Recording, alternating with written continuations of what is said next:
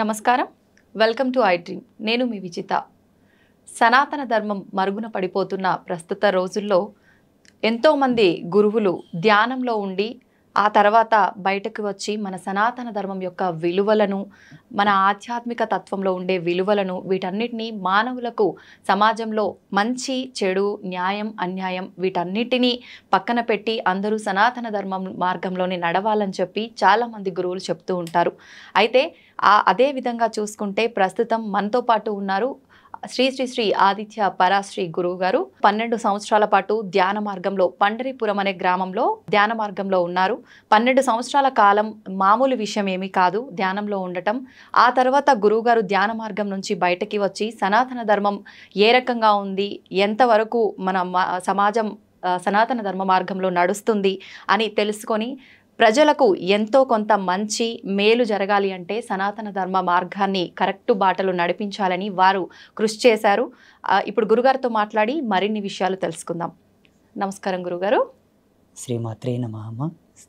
గురుగారు, మీరు 12 సంవత్సరాల పాటు ధ్యానంలో ఉన్నారని విన్నాము. అలా అంటే ఎలా సాధ్యపడింది గురుగారు? మీకు ఎందుకు అనిపించింది 12 సంవత్సరాలు ధ్యానం చేయాలని? ఇదంతా పూర్వజన్మ సుకృతమే. అంటే ఈ జన్మవాసన కాదు, పూర్వజన్మ సువాసన ఇదంతా. ఓకే. నేను బాల్యం నుంచి కూడా కొంత ఆధ్యాత్మిక మెలకువలతో ఉండేవాడిని. ఓకే. మా గ్రామంలో చాలామంది అనేవాళ్ళు, మాది పేద కుటుంబం, పల్లెటూరు కాబట్టి వాళ్ళకి ఎంతసేపు ఉన్నా పని పని పని, 7-10 రూపాయలు వస్తాయి, బుక్కెడు అన్నం వస్తుంది, ఇదే వాళ్ళ చింతన. నేను పూజలు చేయడము, దేవుళ్ళ ఫోటోలు పెట్టుకొని దేవుళ్ళ ఫోటోలో పూలు అవి పెట్టడం లాంటివి చేస్తూ ఉంటే చిన్నప్పుడు మా అవ్వ తాత వాళ్ళందరూ తిట్టేవాళ్ళు. ఈ పూజలు మనకెందుకురా, మనం కష్టం చేసుకుంటేనే మనకు జీవితం గడుస్తుంది, ఈ వల్ల మనకు తగవు బిడ్డ అనేవాళ్ళు. అప్పటి నుంచి నా లోపల ఈ ఆధ్యాత్మిక మెలకువలు ఉండేవి. నా వయసు పెరిగే కొద్దీ పరిపూర్ణమైన వైరాగ్యంకి వచ్చింది. 2008లో నేను పూర్ణ వైరాగ్యంలోకి వచ్చాను. 2008 ఆషాఢ శుద్ధ ఏకాదశి రోజు పండరిపుర క్షేత్రంలో చాలా పెద్ద ఉత్సవం జరుగుతుంది పాండురంగ స్వామికి. కొన్ని లక్షల మంది భక్తులు వస్తారు అక్కడికి. అక్కడ నేను పరిపూర్ణమైన సమాధి స్థితిలో కూర్చోవడం జరిగింది. ఆ సమయంలో 2008 నుంచి స్టార్ట్ అయిందనమాట. ఇంకా అక్కడ నుంచి కంటిన్యూ నా ధ్యానము, నా అనుష్ఠానము, నా పూజలు అవి అనమాట. మంత్రానుష్ఠానం ప్రథమం నాది మెయిన్. ఓకే. అయితే గురుగారు, మీరు బాల్యం నుంచే నాకు ఆధ్యాత్మిక పరంగా అంటే వెళ్ళాలని చెప్పి అలాంటి ఆలోచనలు ఎక్కువగా ఉన్నాయని ఎవరినైనా చూసారా? అంటే ఎక్కువగా మనము మన ఇంట్లో వాళ్ళనో తెలిసిన వాళ్ళనో ఏ రకంగా వాళ్ళు చేస్తుంటారో అవి చూసి చిన్నపిల్లలను నేర్చుకుంటూ ఉంటాము. అలాగే మనకు చేయాలనిపిస్తూ ఉంటుంది. ఆధ్యాత్మిక పరంగా మీకు అలాంటి సువాసనలు కలిగి ఉండటానికి, ఇంట్రెస్ట్ కలగటానికి ఎవరినైనా చూసి మీరు అలా అయిపోయారంటారా, లేదంటే బై బర్తే అంటారా? అంటే కొందరి జన్మలు ఎలా ఉంటాయంటే అమ్మ, భగవంతుడు కొందరిని పెట్టి పుట్టిస్తాడు. ఎనీ కైండ్ ఆఫ్ వర్క్ అనమాట. డిఫరెంట్ క్యాడర్స్ లోపల. ఇప్పుడు కొందరు వాళ్ళకి ఏ విధమైన ట్రైనింగ్ లేకుండానే కొన్ని అద్భుతమైన సాహసాలు చేస్తుంటారు. కొందరికి ఏ చదువు సంధ్య రాకుండానే కూడా మంచి పెయింటింగ్స్ వేస్తుంటారు, చాలా చక్కగా మాట్లాడుతుంటారు. అంటే సహజ సిద్ధమైన కళలు వాళ్ళు పుట్టుకతోనే వచ్చి ఉంటాయి అనమాట. అంటే నాకు ఎవరిని చూసి ఇన్స్పిరేషన్ కలగలేదు, ఎవరిని చూసి నేను అట్లా పరవశం చెందలేదు. మా గురువు గారిని మొట్టమొదటిసారి చూసినప్పుడు కొంత ఆకర్షితం చెందిన మాట వాస్తవమే. కానీ అంతకు ముందు నుంచే నా లోపల ఆధ్యాత్మికత బాగా ఉండేది. ఏదైనా ఒక దేవిని చూసినా ఆ దేవుని తాలూకు ఆయన అవతారాన్ని చూస్తే ఆయన చేతుల్లో ఆయుధాలు ఎందుకున్నాయి, ఆయన పులి మీద ఎందుకు కూర్చోవాలి, ఆ ఎద్దు మీద ఎందుకు కూర్చోవాలి, నెమిలి మీద ఎందుకు కూర్చోవాలి అంటే ఒక అన్వేషణ స్థితిలో ఉండేవాడిని అనమాట. బాగా శోధించేవాడిని. దేవుళ్ళ ఫోటోలు చూసి, యంత్రాలు చూసిన తర్వాత కూడా అందులో అక్షరాలని డీకోడ్ చేసేవాడిని నేను. ఒక యంత్రం చుట్టూ కొన్ని అక్షరాలు రాస్తారు కదా, ఈ అక్షరాలు ఎందుకు పెట్టారు, వేరే పెట్టొచ్చు కదా, ఇవే ఎందుకు పెట్టాలి, ఇది పెట్టొచ్చు కదా అని బాగా సెర్చ్ చేసేవాడిని అనమాట. ఎప్పుడైతే మా గురువు గారిని చూసానో అప్పుడు ఇంకా పరిపూర్ణమైన ఎరుక వచ్చింది, జ్ఞానం పరిపూర్ణం.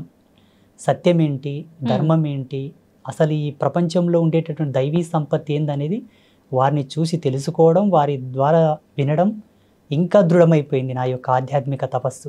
ఓకే. మీ గురువు గారు అంటే ఏ వయసులో వారిని కలిసారు గురువుగారు మీరు? నేను అప్పుడు 16వ సంవత్సరం ఉన్నాను. ఓకే. ఓకే. అంటే ఎలా కలిసారు గురువుగారు మీరు వాళ్ళని? మేము వలసదారులు అనమాట, మా కుటుంబం మొత్తం కూడా. ఓకే. పండరిపుర క్షేత్రానికి వలస వెళ్ళాము మేము కూలి పని కోసం. ఓకే. నేను నా కూలి పని చేసుకుంటూ ఉండే సమయం లోపల మా గురువు గారి పల్లకి సేవ వెళ్తూ ఉండేది. సంత్ రాజారాం కైకాడి మహారాజ్ అంటే పండరిపుర క్షేత్రంలో చాలా ఫేమస్ మఠం అది. ఓకే. వారి పల్లకి సేవ చూసినప్పుడు వారిని చూడగానే నా మనస్సు అంతా వారి మీదకి వెళ్ళిపోయింది. ఇంకా డే మొత్తం పనిచేశాను. సాయంత్రం వారి దగ్గరికి వెళ్ళి కూర్చొని నాకు కొంచెం మరాఠీ వస్తుంది. మరాఠీలో నేను వారితో మాట్లాడాను. స్వామీజీ, నాకు ఇట్లా ఆధ్యాత్మిక అన్వేషణ ఉన్నది, కొన్ని ఆధ్యాత్మిక అనుభవాలు కలుగుతూ ఉన్నాయి, దీన్ని నివృత్తి చేయండి అని అడిగాను. వారు రెండు మాటలు అన్నారు.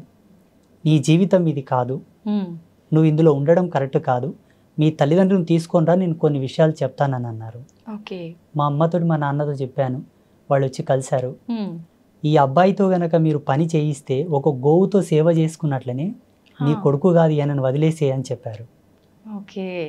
వారు ఏమన్నారంటే, నువ్వు లోక కళ్యాణం కోసం పుట్టావు నాన్న, ఈ సంసారంలో నువ్వు ఉండేది కాదు. ఎందుకోసం అంటే నీకు ఒక అన్న ఉన్నాడు, ఒక తమ్ముడు ఉన్నాడు, ఇద్దరు ఉన్నారు సంసారానికి, ఇద్దరు అక్కలు ఉన్నారు, ఇద్దరు చెల్లెళ్ళు ఉన్నారు. నీ కుటుంబానికి ధర్మం ఉంది, నువ్వెందుకు ఇక్కడ, నీ ధర్మం ఇది కాదన్నారు. నేను అప్పుడే కలిశాను వారిని. మరుసటి రోజే మా అమ్మ నాన్న తీసుకొని వెళ్ళాను. నా బయోడేట్ ఎలా చెప్పగలిగాడు ఆయన? నాకు అన్న ఉన్న సంగతి, తమ్ముడు ఉన్న సంగతి, అక్క చెల్లెళ్ళు ఉన్న సంగతి అసలు ఆయనకు పరిచయమే లేని నేను. అంత దివ్య దృష్టి ఉంది వారికి. ఇంక అప్పటి నుంచి మా అమ్మ నాన్న నన్ను వదిలేశారు. అప్పటి నుంచి పరిపూర్ణ ఆశ్రమ ధర్మంలోకి వచ్చేసాను. ఇంకా ఇప్పుడు ఎప్పుడైతే వారు నా గురించి చెప్పారో అప్పుడు నాకు అంటే ఆలోచన అనేది మారిపోయింది కంప్లీట్గా. ముందుగానే మీరు ఆధ్యాత్మిక పరంగా కొంచెం ఇంట్రెస్ట్ ఎక్కువగా ఉంది కాబట్టి గురువుగారు ఆ మాటలు చెప్పగానే, కానీ గురువుగారు మామూలుగా మీకుంది ఓకే, కానీ పేరెంట్స్ ఎక్కువగా సపోర్ట్ చెయ్యరు. అదేంటి, నాకు ఎంతమంది పిల్లలున్నా ప్రతి బిడ్డ తల్లిదండ్రులకు ఇంపార్టెంటే, ఫ్యామిలీ ఉండాలి, వాళ్ళకంటూ ఒక పిల్లలు రెస్పాన్సిబిలిటీస్ ఉండాలి అనుకుంటారు. అలా మిమ్మల్ని వదిలేశారని చెప్పారు కదా, అంటే అభ్యంతరం అనేది ఏమీ చెప్పలేదా ఒక్కసారి కూడా? అంటే అమ్మ ఏడిసింది బాగా. అమ్మ ఏడిసింది, నాన్న కూడా బాధపడ్డాడు. ఇంకా వాళ్ళు అర్థం కూడా చేసుకున్నారు నేను చేసే పనులు అట్లా ఉండేవి. దేవి భాగవత మహాపురాణాన్ని ప్రతిరోజు గంటన్నర చదివేవాడిని. పూజలు ఎక్కువ చేసేవాడిని. ఎప్పుడు ధ్యానం ధ్యానం ధ్యానం ధ్యానం అని ఉండేవాడిని. కొన్ని సందర్భాల్లో పని చేస్తున్నప్పుడు కూడా అలాగే ధ్యానంలోకి జారుకునేవాడిని. వాళ్ళు చూశారు నా చేష్టలన్నీ. ఈ స్వామీజీ చెప్పిన మాటలకు, నేను జీవించే జీవన విధానానికి వాళ్ళకి అర్థమైపోయింది. వీడు చేసే పనులు అలాగే ఉన్నాయి, ఈయన చెప్తుంది కూడా వాస్తవమే కాబట్టి ఇది సత్యం, ఇంకా దీంట్లో అనుమానం ఏమి లేదని వాళ్ళు మనసును దృఢం చేసుకున్నారు. ఇంకా దృఢం చేసుకొని ఇంకా వదిలేశారు నన్ను కంప్లీట్గా. గురుగారు, మామూలుగా చిన్న ఏజ్ అనగానే ఆడుకోవటం, పిల్లలతో కలిసిమెలిసి తిరగటము, ఇలాంటివి చాలా ఉంటాయి. కొంచెం వయసు పెరిగే కొద్దీ ఎన్నో రకాల కోరికలు, ఇలా ఉండాలి అలా ఉండాలి అని చాలా రకాలుగా ఉంటుంటాయి. మీరు చూస్తే 16వ సంవత్సరంలోనే మొత్తం ఆధ్యాత్మికం సైడ్ వచ్చేసారు. మీకు ఆ రకంగా ఎప్పుడు నేను ఇలాంటి ఒక లైఫ్ని మిస్ అయ్యాను అనే ఆలోచన ఎప్పుడు రాలేదంటారా? ఇక్కడ మనకు జన్మవాసనను 3 విధాలుగా 3 భాగాలుగా చెప్పవచ్చు. మనిషి జన్మను మూడు ధర్మాలతో చెప్పింది మన సనాతన ధర్మం. కర్మజన్మ, కారణజన్మ, కామజన్మ. కామజన్మ అంటే వాడు పుట్టుకతోనే కామ కలాపాలతో అనురక్తి కలిగి ఉంటాడు. ఎవరిని చూసినా మనకు అదే దృష్టి ఉంటుంది, కామ దృష్టి వెళ్తుంది అనమాట, స్త్రీ కానీ పురుషుడు కానీ. కర్మజన్మ ఏంటంటే ఎన్ని పనులు చేసినా ఆయన కలిసి రాదు, ఎంత కష్టపడ్డా కలిసి రాదు, ఎంత ప్రయత్నం చేద్దామన్నా కర్మ తీరదు, ఇంకా కర్మ చేయాల్సి వస్తుంది ఆయన. ఆయన పుట్టి తన తల్లిదండ్రులతో సేవ చేయించుకునేటటువంటి వాళ్ళు కూడా కర్మజన్మ కిందికే వస్తారు, కర్మజన్మ కిందికే వస్తారు. కారణజన్ములు ఏంటంటే వాళ్ళకి బై బర్త్ నుంచే ఆధ్యాత్మిక మెలుగువలతో పుడతారు వాళ్ళు, పుట్టుకతోనే. ఇప్పుడు బ్రహ్మం గారు ఉన్నారు, ఆయన బై బర్త్ నుంచే అద్వితీయమైనటువంటి జ్ఞాన సంపన్నులు వాళ్ళు. అసలు మానవ మాతృలు ఎవరు కూడా అంతటి జ్ఞానంతో ఉన్నట్టు ఇప్పుడు చరిత్రలో లేదు. అపారమైనటువంటి జ్ఞాన సంపన్నులు వాళ్ళు. అట్లా మహితాత్ముల జన్మలు సామాన్యుల జన్మలు సమానం కావు. నేను పుట్టుకతోనే మా ఊళ్ళో చాలా మంది ఇప్పటికీ బిజ్వార గ్రామంలో అడిగినా కూడా ఆ అబ్బాయి కొంత డిఫరెంట్గా ఉండేవాళ్ళు అండి, అందరితో సమానం ఉండేవాడు కాదు, అందరు ఒక పని చేస్తే తను ఒక్కడే సపరేట్ చేసేవాళ్ళు అని చెప్తారు. అయితే గురువుగారు, మీ అంటే వేషధారణ విషయానికి వస్తే, స్వామీజీలు అనగానే మామూలుగా మగవారు ఏ రకమైన దుస్తులు ధరిస్తారో ఆ రకంగా ఉంటుంటారు నార్మల్గా. మీ వస్త్రధారణ చూస్తే కనుక కొంచెం ఆడవారికి సంబంధం కలిగి ఉన్నట్టుగా ఉంటుంది. ఎందుకని ఈ రకంగా మీరు వస్త్రధారణ ఎంచుకున్నారు? మాది కౌడిధారి పంత్ అంటే ఈ అంటే? గవ్వలు ఉన్నాయి కదమ్మా, అవునవును. దీన్ని కౌడిధారి పంత్ అంటారు. ఓకే. శ్రేష్టమైన మూల శ్రీ విద్య. ఇది స్త్రీ యొక్క యోని స్వరూపమై ఉంటుంది. ఓకే. స్త్రీ యొక్క యోని స్వరూపం ఈ గవ్వ. హ్మ్, హ్మ్. దీని మెడలో ధరించి, ఇది ఏకవస్త్రం తల్లి, కుట్టని బట్ట. ఓకే. కుట్టని బట్ట, ఒకే వస్త్రాన్ని అలా చుట్టుకుంటాం. హ్మ్. ఇది ఒక్కటి తప్పిస్తే శరీరం మీద ఏది ఉండదు మాకు. ఓకే. ఏకవస్త్రం ఇది. హ్మ్. ఇంకా మా వేషధారణ, మా ఈ ఉంగరాలు వల్ల అంటే అది శ్రీ విద్య సాధనలో మేము చేసేటటువంటి కొన్ని ప్రక్రియలకు అవి ఆబంధనాలు. హ్మ్. ఒక్కొక్క దానికి ఒక్కొక్క పరమార్థం ఉంది. అవి ఓకే. మేము చేసే సాధన లోపల మాకు ఎంతో సపోర్ట్ చేస్తాయి. హ్మ్. మా శరీర నియంత్రణ, మేము చేసేటటువంటి ఆధ్యాత్మిక మెలకువల్లో మాకు బాగా ఎనర్జీ బూస్ట్ చేస్తుంటాయి అవి. హుహుహు. ఒక్కొక్క దానికి ఒక్కొక్క మంత్రానుష్ఠాన పరిదిగ్బంధన కూడా ఉన్నది. ఓకే. ఈ ఉంగరాలకు కానీ, కుండలాలకు, హ్మ్. మేము వేసుకునే బేడీలకు, మేము వేసుకునే మాలలు, హ్మ్. మేము ఏవే కానీ మార్కెట్లో దొరికి తీసుకొచ్చి మెళ్ళో వేసుకోం వేరే స్వామీజీలాగా. ఓకే. ఒకదాన్ని తీసుకున్న తర్వాత పలు విధాలుగా శుద్ధులు చేసి, హ్మ్. మంత్ర జాగృతం చేసి, ప్రాణప్రతిష్ఠ చేసి, ఓకే. వాటిని దైవీ శక్తులతో నిక్షిప్తం చేసిన తర్వాతనే ధరిస్తాం హుహుహు. ఏదైనా సరే. ఓకే. అంటే అలా ధరిస్తేనే వాటికి సంబంధించిన వాల్యూస్ అన్నీ ఉంటాయా వస్తాయి గురుగారు? వస్తాయి వస్తాయి మ్మ్. 100%. ఓకే. ఏదైనా ఒక కూరగాయను, ఆకుకూరను మార్కెట్ నుండి తెచ్చిన తర్వాత కడుగుతాం. హ్మ్. కడిగి దాన్ని ఎంత తరగాలో తరిగి, దాంట్లో ఏవి వస్తువులు వేయాలో వేసిన తర్వాతనే కూర వండుకుంటాం. అవునవును. సమాజంలో ఇప్పటికీ ప్రజెంటేషన్లు, ఇప్పుడు వర్తమానంలో కూడా ఆధ్యాత్మికమైనటువంటి మెలకువలు తెలిసిన వాళ్ళు ఎవరు లేరు. హ్మ్. చాలా తక్కువ. తక్కువ మంది. తెలుసుకోవాలనే జిజ్ఞాస ఎవరికి లేదు, హ్మ్. చెప్పాలనే జిజ్ఞాస కూడా ఎవరికి లేదు. లేదు. ఎంతసేపు ఉన్నా తెలుసుకునేవాడు ఒక కోరికతో వస్తే, చెప్పేవాడు వాని కోరికతో వాడు చెప్తుంటారు. కరెక్టే గురుగారు. ఈ పరస్పరమైనటువంటి భేదాలు ఇవి రెండు. హ్మ్. మా సాంప్రదాయం ఏంటంటే అమ్మ, అమ్మవారి యొక్క మూల పరంపర మాది. ఇప్పుడు లేదు ఈ పరంపర. ఓకే. ఆసేతు హిమాచల పర్యంతం చూసినా ఎక్కడ కూడా లేదు ఇప్పుడు. హ్మ్. ఓకే. శ్రీ విజయ సాధనలో ఉన్నారు కొంతమంది, కానీ మీరు అన్నట్టుగా ఉన్నారు. హ్మ్. మా వేషధారణలాగా మాలాగా లేరు. ఓకే. అలా లేరు అని మీరే చెప్తున్నారు కదా గురుగారు. మరి మీరెందుకు ఈ రకంగానే ఎంచుకున్నారు? నేను 6 నెలలు తపస్సు చేశాను. హ్మ్. ఎస్పెషల్లీ నా యొక్క డ్రెస్ కోడ్ అనుకోండి, లేకపోతే నా వేషధారణ గురించి, ఓకే. ఏ మంత్ర సాధన నేను చేయాలా, హ్మ్. ఏ దేవత ఆరాధన చేయాలా, ఎవరి గురించి నేను తపమాచరించాలని దాని మీదనే 6 నెలలు రీసెర్చ్ చేశాను నేను. ఓకే. తపస్సు. ఓకే. అయితే గురువుగారు సామాన్యంగా గురువులు అనగానే, పండితులు అనగానే బ్రాహ్మణ కులానికి సంబంధించిన వారే ఎక్కువగా ఉంటుంటారు. మీరు చూస్తే అలా కాదు. మరి ఈ వైపుకు మీరు ఈ మార్గంలో వచ్చే ముందు నేను గనక సమాజానికి ఏదో చెప్పాలి, చెయ్యాలి అనే ఒక తపనతో వస్తున్నాను. మామూలుగా జనాలు అంటే కుల మతాల గురించి ఎక్కువగా భేదాలు అనేవి చూపిస్తూ ఉంటారు. నన్ను ఆదరిస్తారా, నేను చెప్పింది వాళ్ళు తీసుకుంటారా అనే ఆలోచన మీకు ఏ రోజైనా వచ్చిందా గురువుగారు? రాలేదు, రాదు కూడా. ఎందుకంటే మంచిని ఎవరైనా స్వీకరిస్తారు తల్లి, దాంట్లో అభ్యంతరం ఏం లేదు, అనుమానం ఏం లేదు. ఇప్పుడు సమాజంలో ఇప్పటి వరకు నేను చెప్పిన ప్రతి మాట, ప్రతి జ్ఞానం కూడా వాస్తవికతనే. భగవతి సాక్షిగా నేను ప్రతి సత్యమే చెప్తాను. ఇంకొక విషయం ఏంటంటే, అనాధారంగా నేను ఏది చెప్పను. ఓకే. ప్రతిదీ కూడా, ప్రతిదాని వెనుక ఒక పరిజ్ఞానం, ఒక వైజ్ఞానిక దృక్పథం, దార్శనికత కంపల్సరీ ఉంటుంది నా విషయంలో. ఓకే. వితౌట్ దార్శనికతతో ఏది నేను చెప్పను. ఒక దాన్ని చెబుతున్నానంటే నేను ఫస్ట్ దర్శిస్తాను. ఎవరన్నా కష్టమని నా అమ్మ దగ్గరకు వచ్చి, నా ముందుకు వచ్చి మాట్లాడినా కూడా ఆ కష్టాన్ని 1కి 10 సార్లు నేను అనాలసిస్ చేస్తాను. నిజమే చెబుతున్నా, ఈయన కష్టానికి గల కారణం ఏమిటి? స్వయంకృత అపరాధమా? ఎవరైనా ఏమైనా చేశారా? ఈయన మీద ప్రయోగాలు ఏమైనా చేశారా? చేసిన పాపమా? పోనీ ఈయన చేసుకున్నాడా? పెద్దలు చేసిన పాపాలు ఏమైనా వెంటాడుతున్నాయా? పితృకర్మలు ఉన్నాయా? ఏంటి అని బాగా తెలుసుకున్న తర్వాత ఆయనకి ఏ మంత్రానుష్ఠానాన్ని ధారబోయాలో ధారబోస్తాను. ఒక రోజు లేట్ అయినా ఆయనని పరిపూర్ణమైన సత్య మార్గంలోకి తీసుకురావడానికే ప్రయత్నం చేస్తాను. వాళ్ళు వచ్చారని ఏదో గబ్బుకున్న తాయితో కట్టేయడం, ఒక యంత్రం ఇచ్చేయడం, ఏదో చేసేసి శక్తిపాతం అంటూ అదంటూ ఇదంటూ పూజలు పునస్కారాలని టైంపాస్ చేయను నేను. ఓకే. అంటే అందరికీ మంత్రబోధనే చేస్తుంటారా గురుగారు? మీరు అన్నట్టుగా యంత్రాలు, జనరల్గా అందరూ తాయెత్తులు, యంత్రాలు ఇలాంటివే మంత్రిస్తుంటారు. అలా ఏముండదా మీ దగ్గర? ఆ వ్యక్తి యొక్క సమస్యను బట్టి, ఆ తీవ్రతను బట్టి ఏది అవసరం అది చేస్తూ ఉంటాను. ఇదని ఇది కాదని కాదు. జనరల్గా భేదం అనేది ఏమీ లేదు అక్కడ. ఆయనకు తాయెత్తు అవసరం అయితే ఇమ్మీడియట్లీ తాయెత్తు రెడీ చేసి ఇస్తాను, తీసుకున్నా ఇలా ధరించు, ఈ నాళ్ళకు నీకు మంచిగా అవుతుంది పో. యంత్రం అవసరం ఉంటే ఒక రాగి పత్ర తీసుకొని దాన్ని యంత్రలిఖితం చేసి దానికి అనుష్ఠానం మహిమను దారబోసి అభిమంత్రించి చేస్తాను, తీసుకెళ్ళి నీకు పని అవుతుందని చెప్పి. ఓకే. అయితే చాలామంది చెప్తుంటారు గురువుగారు, ఈ యంత్రాలు ఇవన్నీ మూఢనమ్మకాలు అని. అవన్నీ నిజంగా మూఢనమ్మకాలే అంటారా? లేదు నిజంగా కరెక్టే అంటారా? వాటన్నిటి గురించి మీరేం చెప్తారు? నా అనుభవం ప్రకారంగా జగన్మాత నాకు ఇచ్చిన జ్ఞానంతోటి హ్మ్. మన సనాతన ధర్మంలో ఈ భారతీయ వేద విజ్ఞానం లోపల ఏది కూడా మూఢనమ్మకం కాదు. ఓకే. ఒక నిమ్మకాయని కారు టైర్ కింద పెట్టి తొక్కియడం లోపల కూడా వైజ్ఞానికమైన దృక్పథమే ఉంది. హ్మ్. దాన్ని మీరు తెలుసుకోలేదంతే. ఓకే. ఎంతసేపు ఉన్న నమ్మకాలను మూఢనమ్మకాలను వైపే మీ ప్రయాణం కొనసాగింది తప్పిస్తే హ్మ్. దీని వెనకాల ఉన్న మూలం ఏమిటి, ఓకే.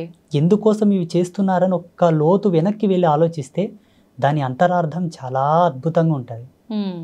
ఏది మూఢనమ్మకం కాదు. కొంతమంది హ్మ్. సోకాళ్ళు కొంతమంది స్వామీజీలు మేధావులు వారి స్వలాభం కొరకు ఆచార ధర్మాన్ని మార్చి చెప్పారే తప్పిస్తే ఓకే. వాస్తవం అనేది ఎన్నటికీ కూడా ఈ ధర్మం లోపల మూఢనమ్మకాలు లేవు. హ్మ్. నేను అన్నీ పరిపూర్ణంగా నమ్ముతాను ఆత్మసాక్షిగా. ఓకే. అన్నీ మన సనాతన ధర్మం ఇచ్చిన విలువలే సనాతన అంటారు ఇవి. ధర్మం ఇచ్చిన విలువలే. ఒక ఓకే. ఉదాహరణ చెప్పాలంటే హ్మ్. బిడ్డ పుట్టిన తర్వాత మా పల్లెటూళ్ళలో మహిళకు బాల్యంత యోగం చేస్తారు. ఓకే. ఆమెకు పెయ్యంత పసుపు పెట్టి వేడినీళ్ళతో స్నానం చేయించి హ్మ్. కుంపటి అంటారు మోటుగా మా పల్లెటూళ్ళలో. కుంపటి ఆమెకు వేడి కాపుతారనమాట. ఓకే. కొన్ని హెర్బ్స్ ఔషధి గుళితమైనటువంటి కొన్ని మూలికలు. మూలికలు అవి తినబెడతారు. ఓకే. అవి తినబెట్టడంలో కూడా ఆధ్యాత్మికతమైన విలువలు కొన్ని ఉన్నాయి. హ్మ్. మా పెద్దలు చెప్పేవాళ్ళు, ఈ వేరుని ఇదే సమయంలో తీయాల బిడ్డ, అట్లయితేనే పనిచేస్తుంది అది. ఓకే. మేము తీసి ఆల్రెడీ స్టోర్ చేస్తాము, ఎవరైనా కాన్పు అయితే వాళ్ళకు ఉడకబెట్టి తినబెడతాం. హ్మ్. హ్మ్. హ్మ్. హ్మ్. చూడండి, ఓకే. తీసే సమయము, ఇచ్చే సమయం సమయము అన్నీ ప్రతిదీ కూడా. ఇంపార్టెంటే. మళ్ళా ఆ బాలెంతగా ఉన్న మహిళకు మాత్రం ఇస్తారు, మిగతా వాళ్ళకి ఇయ్యరు దాన్ని. ఓకే.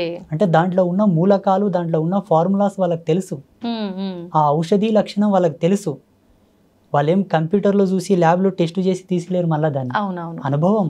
అంతే. అనుభవానికి మూలం ఆధ్యాత్మికత, హ్మ్. ధర్మం, మాలాంటి గురువులు చెప్పిన జ్ఞానం, ఓకే. ఆయుర్వేదం మీద పట్టున్న కొంతమంది ఋషులు చెప్పిన జ్ఞానం హ్మ్. లక్షల సంవత్సరాల పూర్వమే చెప్పారు. అవును. దాన్ని అనువంశికంగా అలాగే తీసుకుంటూ వచ్చారు ఇప్పటి వరకు. హ్మ్. అయితే గురుగారు, మీరు ఇప్పుడు చెప్పినట్టుగా అనువంశికంగా తాత ముత్తాతల నుంచి ఉన్న ఆయుర్వేద మూలికలు ఇచ్చేవాళ్ళు చాలా మంది ఉన్నారు. వాళ్ళని నిజంగా నమ్మవచ్చా? వాళ్ళని అంటే సపోర్ట్‌గా తీసుకొని చాలా మంది మనకు రోడ్ల పైన కూడా మూలికలు ఇలాంటివి అమ్ముతూ ఉంటారు. వాళ్ళని నమ్మొచ్చంటారా? ఇక్కడ మెయిన్ ఏంటంటే అనువంశికతంగా ఉండే వాళ్ళని మనం చాలా వరకు నమ్మాలి తప్పదు. ఎందుకంటే వాళ్ళ దగ్గర కొన్ని గ్రంథాలు ఉంటాయి, ఓకే. బయటికి ఇయ్యరు వాళ్ళు. హుహు. వాళ్ళ తాత ముత్తాతలు రాసినటువంటి గ్రంథాలు. హ్మ్. ఈ వేరు దేనికి పనిచేస్తుంది, దీని గుణం ఏమిటి, దీని ధర్మం ఏమిటి, హ్మ్. దీని యొక్క రూపం ఏమిటి, దీన్ని ఎలా ఇవ్వాలి, ఎంత మాత్రంలో ఇవ్వాలి, హ్మ్. ఎన్ని సమపాలలో కలిపి ఏ మాత్రలు ఇవ్వాలి, ఏ పసరు ఇవ్వాలి, ఏ పౌడర్ ఇవ్వాలని వాళ్ళకి తెలిసి ఉంటుంది. ఓకే. వాళ్ళు గ్రంథస్థంగా రాసి పెట్టి ఉంటారు. కాబట్టి కొంతమంది ఉన్నారు ఇప్పటికి చాలామంది, హ్మ్. వాళ్ళని నమ్మొచ్చు. ఈ రోడ్ల మీద కూర్చున్న వాళ్ళలో కూడా అందరినీ నమ్మాలి, అందరిని నమ్మకూడదని కాదు, కానీ కొందరు వ్యాపార ధోరణిలో అమ్ముతుంటారు. అవును. అట్లా అమ్మిన వాళ్ళ దగ్గర తీసుకున్న వాళ్ళు వాడి చాలా వరకు ఇబ్బందులు, పడ్డారు. సైడ్ ఎఫెక్ట్స్ వచ్చి చాలా మంది బాధపడ్డారు. అవును మన గురుగారు. ఆశ్రమానికి చాలా మంది వచ్చి చెప్పారు నాకు. ఓకే. ఒక ఆయనతో నేను ఒక పసరు తీసుకున్నానండి, తాగిన తర్వాత నాకు ఈ దుద్దుర్లు వచ్చాయి, ర్యాసెస్ వచ్చాయి అని చెప్పేసి. హుహుహు. నాకున్న జ్ఞానంతో దానికి విరుగుడుగా ఏదో నాకు తెలిసిన పసరు, హ్మ్. ఏదో పౌడర్, మందు అవి ఇచ్చి మళ్ళీ బాగు చేశాను నేను. ఓకే. వీళ్ళని నమ్మడం కరెక్ట్ కాదు, 100% నమ్మకూడదు. ఓకే. ఎందుకంటే మనకు సైన్స్ ఇంత డెవలప్ అయింది ఇప్పుడు. హ్మ్. ప్రతిదాన్ని కూడా మనకు సెకండ్లో త్రుటికాలం నందే ఇచ్చేటటువంటి వైజ్ఞానికం వచ్చింది ఇప్పుడు. అవునవును. మ్యాక్సిమం ఇప్పుడున్న కాలమాన పరిస్థితులను బట్టి, మనం తింటున్న తిండిని బట్టి, హ్మ్. ఇప్పుడు ప్రతిదీ కూడా మందులో కూడా అంటాం మేము మోటుగా. అవును. అవును గురుగారు. ప్రతిదీ కూడా మందులతోనే పండించే ధాన్యాలు, పండ్లు, కాయగూరలు అవే వస్తున్నాయి. అవును. ఈ తిండిని బట్టి, ఈ జీవన విలువలను బట్టి ఈ మందులు వాడడమే మంచిది. హ్మ్. అప్పట్లో మోటు మందులు ఎట్లా పనిచేస్తుందంటే గట్టితనం ఉండే అందరి లోపల, ఓకే. దృఢత్వం బాగుండే, తినే తిండిలో కూడా ఆ గట్టితనం ఉండేది కాబట్టి పసర్లు పనిచేసేవి. హ్మ్. ఇప్పుడు అంత తొందరగా పనిచేయవు. ఓకే. అంటే శరీరం సపోర్ట్ చేయదు దాంట్లకు. ఓకే. అయితే గురుగారు, ఇది అడగొచ్చో లేదో తెలీదు. చాలా వరకు నేను కొన్ని ప్రాంతాల్లో విన్నాను. పల్లెటూళ్ళలో వాళ్ళేమంటారంటే, ఇద్దరు ముగ్గురు ఆడ సంతానం ఉంటే ఖచ్చితంగా నెక్స్ట్ రాబోయే సంతానం మగ శిశువు జన్మించాలంటే పసరు పోస్తారు పలానా ప్లేస్‌లో. ఖచ్చితంగా మగ శిశువు జన్మిస్తారు అని అంటుంటారు. ఇలాంటి పసరు మందుల్ని నమ్మొచ్చంటారా? నిజంగా అలా జరుగుతుందంటారా? నా జీవితంలో, నా అనుభవంలో ఒక 7-8 కేసులు నేనే డీల్ చేశాను. సక్సెస్ అయ్యాయా గురుగారు? 100% అమ్మ సాక్షిగా, ఓకే. అబద్ధం ఏం లేదు. హ్మ్. అంటే ఇవి ఎట్లుంటాయమ్మా, వాళ్ళ యొక్క దైవం అంటే వాళ్ళ యొక్క పుణ్యం, వాళ్ళ రాతఫలం, వాళ్ళ అదృష్టాన్ని బట్టి ఆధారపడి ఉంటాయి. ఓకే. కొందరికి వికటించాయి కూడా, కొందరికి సక్సెస్ కాలేదు. అంటే ఇక్కడ మనం ధార్మికంగా చెప్పాల్సి వస్తే వాళ్ళ యొక్క పుణ్యం, వాళ్ళ అదృష్టం. ఇటువంటివి ఏంటంటే హార్మోనల్ సెక్టర్ని మార్చేటటువంటి మూలికలు కొన్ని ఉంటాయి. ఓకే. స్త్రీ ఎప్పుడైతే పిండోత్పత్తి గావించే సమయం లోపల, ఆమె సంతానవతి కావడానికి రెడీగా ఉన్న సమయం లోపల ఆ పసర్లు తాపడం వలన తప్పకుండా పురుష సంతానానికి సంబంధించినటువంటి సంపర్కమే ఆ కలయిక వలన అదే హార్మోన్స్ రిలీజ్ అయ్యి అదే హార్మోన్స్ వల్ల వాళ్ళకి పిండోత్పత్తి అవుతుంది అని అప్పట్లో ఆయుర్వేదంలో చాలా గొప్పగా రాసి ఉన్నారు. దాని యొక్క జ్ఞాన సంచికతోనే ఇప్పుడు ఈ పసర్లు అనేవి పోస్తారు మోటుగా పల్లెటూర్ల లోపల. కానీ సక్సెస్ అయినాయి, చాలా మందికి సక్సెస్ అయినాయి. కొందరు ఫెయిల్ అయితే వాళ్ళ అదృష్టం ఇక చెప్పనీకి రాదు. కొంచెం మన చేతుల్లో ఉంటే కొంచెం అదృష్టం భగవంతుడి పైన ఆధారపడి ఉంటుంది. ఓకే. అయితే గురుగారు, చావు పుట్టుకలు అనేవి మన చేతుల్లో లేవు. ఆ భగవంతుడు ఎప్పుడు సెలవిస్తాడో, ఎప్పుడు ఆజ్ఞాపిస్తాడో ఆ రకంగా అన్నీ జరిగిపోతూ ఉంటాయి. అయితే చావుకి పుట్టుకకి ముహూర్తాలతో పని లేకుండా ప్రకృతికి అనుగుణంగా జరిగిపోతున్నప్పుడు మనం భూమి మీదకి వచ్చిన తర్వాత ఏ మంచి కార్యక్రమం చేయాలన్నా, ఎటువంటి కార్యక్రమం చేయాలన్నా ఖచ్చితంగా ముహూర్తం చూసుకోవాలి. శుభముహూర్తం అనేది పంతులతో, పండితులతో మాట్లాడి పెట్టించుకోవాలి అంటుంటారు. మరి ఎందుకని గురువుగారు? చూడమ్మా, ప్రకృతి వేరు, మనం వేరు కాదు. ప్రకృతి మనం ఒకటే. ఓకే. ప్రకృతిలో మనం అంతర్భాగమైనప్పుడు కాలధర్మ సిద్ధాంతాన్ని అనుసరించి, ప్రకృతి యొక్క నియమాన్ని అనుసరించి మనం నడవాలని దాని యొక్క సూచన. ఓకే. సమయం వేరు, ప్రకృతి వేరు, మనం వేరు కానే కాదు. అందరం కలిసి ఒక జీవితంగా జీవిస్తున్నాం అంతే. ఓకే. మనం ఒక సమయాన్ని తీసుకుంటున్నామంటే ఆ తాలూకు యొక్క ఎనర్జీ సీక్వెన్సెస్ యాడ్ అయి ఉంటాయి నేచర్లో. ఆ గ్రావిటీ అనేది ఫోర్స్ అయి ఉంటుంది అప్పుడు. అట్ ద పాజిటివిటీ, శుభ సమయము, శుభముహూర్తం, శుభ సంకేత దృక్పథంతో కూడుకున్నటువంటి వాతావరణం. ఓకే. మంచి నీ జీవనాడులకు, నీ జీవ చైతన్యానికి, నీ ఆరా సిస్టానికి అది అనుసంధానం అయ్యి ఉండే టైం అది. ఓకే. ఉదాహరణకి సూర్యోదయం లోపల ప్రశాంతంగా చల్లగా ఉంటుంది వాతావరణం. అవును గురుగారు. మధ్యాహ్నంకి ఆ వాతావరణం ఉండదు కదా. అంటే ఏం మారినట్టు? సూర్యుని యొక్క తాపం పెరిగి వేడి ఎక్కువ ఉత్పన్నం అయ్యింది కాలంలోనే.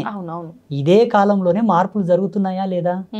అలాగే ఋషుల యొక్క ద్రష్టత్వం, ఋషుల యొక్క దార్శనికత ఇక్కడనే మనకు గొప్పతనం అని తెలుసుకోవాలి మనం. భారతీయ ఋషుల యొక్క గొప్పతనం. ముహూర్తాన్ని ఛేదించి ముహూర్తం యొక్క నిశ్చయం చేసేటటువంటి ఏకైక గణాంక సిద్ధాంతం మనదే. హిందూయిజంలోనే ఉంది, ఎక్కడ లేదు. ముహూర్త ప్రమాణాన్ని అంత ఈజీగా లెక్క కట్టడం అందరికి సాధ్యం కాదు.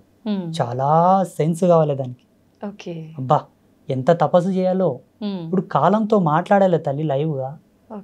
కాలంతో లైవ్ లో మాట్లాడితే తప్ప ముహూర్త నిశ్చయం కాదు.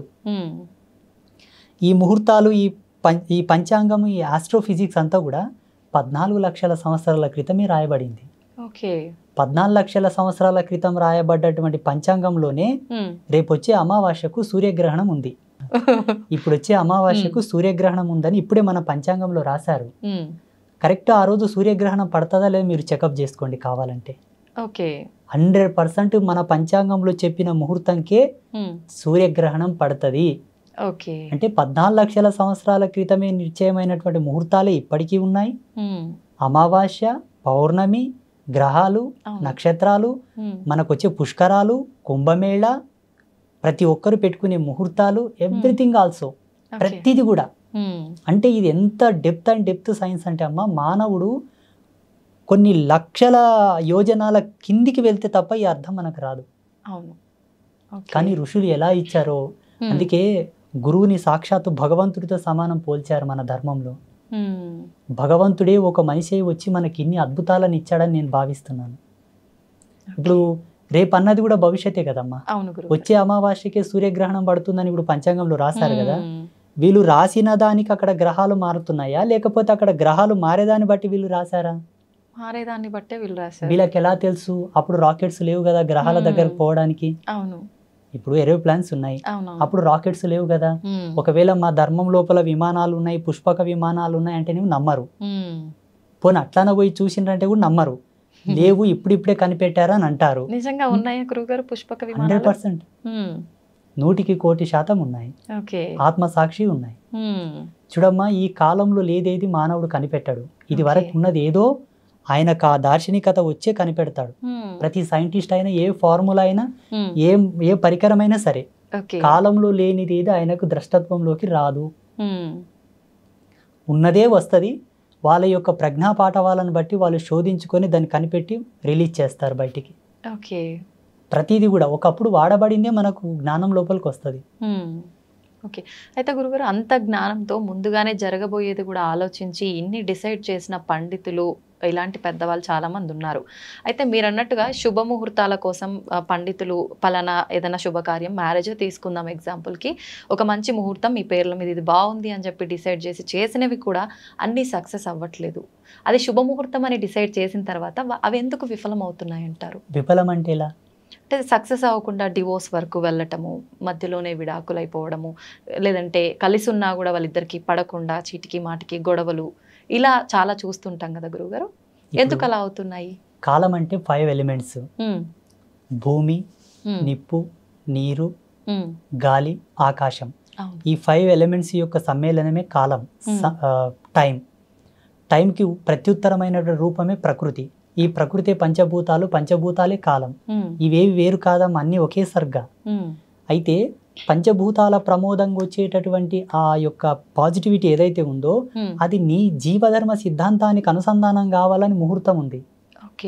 ఇక్కడ ఒకరినొకరు అర్థం చేసుకొని కాపురం చేయనికి చేతగాక హోదాలు అడ్డం పెట్టుకొని, డబ్బు అడ్డం పెట్టుకొని, నీ జాబ్ తక్కువ నా జాబ్ ఎక్కువ, నీవు నాతో కలిసి అంటే వ్యక్తిగత భేదాలు పెట్టుకొని విడిపోవడానికి ముహూర్తానికి సంబంధం లేదు. ప్లీజ్. ఓకే, ఇది వ్యక్తుల యొక్క సహజ సిద్ధమైన నిర్మాణంలో జరిగే కాపురాలి వల్ల. దీనికి కారణం ఏంటంటే ఇప్పుడున్న సామాజిక రుగ్మతలు, ఒకరితో ఒకరిని పోల్చుకుంటున్నారు. అవును, ఆ పోలిక వల్ల విభేదాలు వచ్చి విడిపోతున్నారు చాలా మంది. ఇంకొంతమంది సర్దుకోవడం లేదు, ఓపికలు లేవు మన వాళ్ళకి. ఇప్పటి మానవునికి ఓపిక లేదు. అప్పట్లో పాతకాలంలో ఎన్ని విపత్తులు వచ్చినా, ఎన్ని ఇబ్బందులు వచ్చినా ఓపిక గట్టి ఉండే.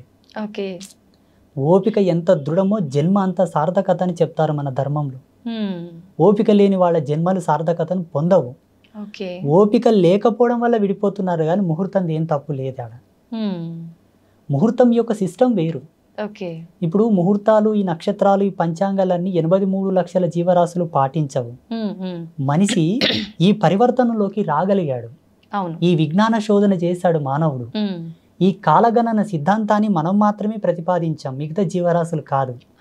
అందులో ఒక మంచి చెడు, ఇది శుభం, ఇది అశుభం, ఇది ఒక ఆరోగ్యకరమైనటువంటి వ్యవస్థ. ఇక్కడ మనం చెడిపోయి మళ్ళీ ముహూర్తాన్ని నింద చేయడం ధర్మం కాదు.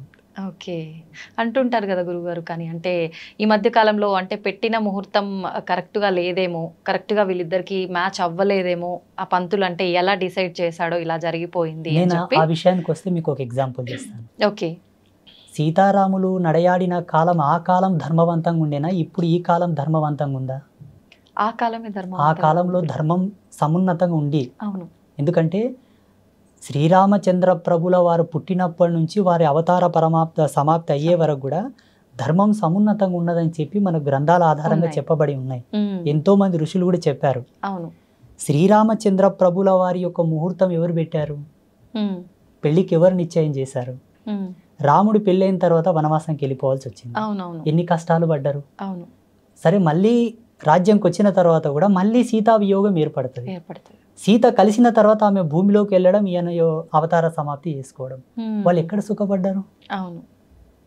పోనీ పాండవులు కష్టపడ్డారు కదా, పోనీ శ్రీకృష్ణుడు కూడా కష్టపడ్డాడు కదా, పోనీ దేవేంద్రాదులు కూడా కష్టపడ్డారు కదా.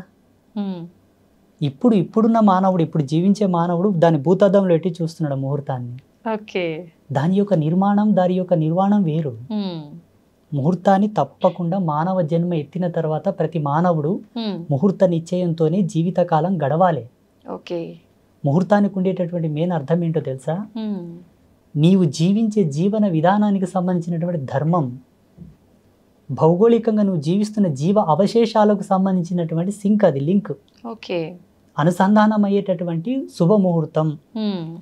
అది నీ జీవితంలో ఒక సార్థకతను ప్రసాదించడానికి నిర్ణయం చేసిన ఒక టైం.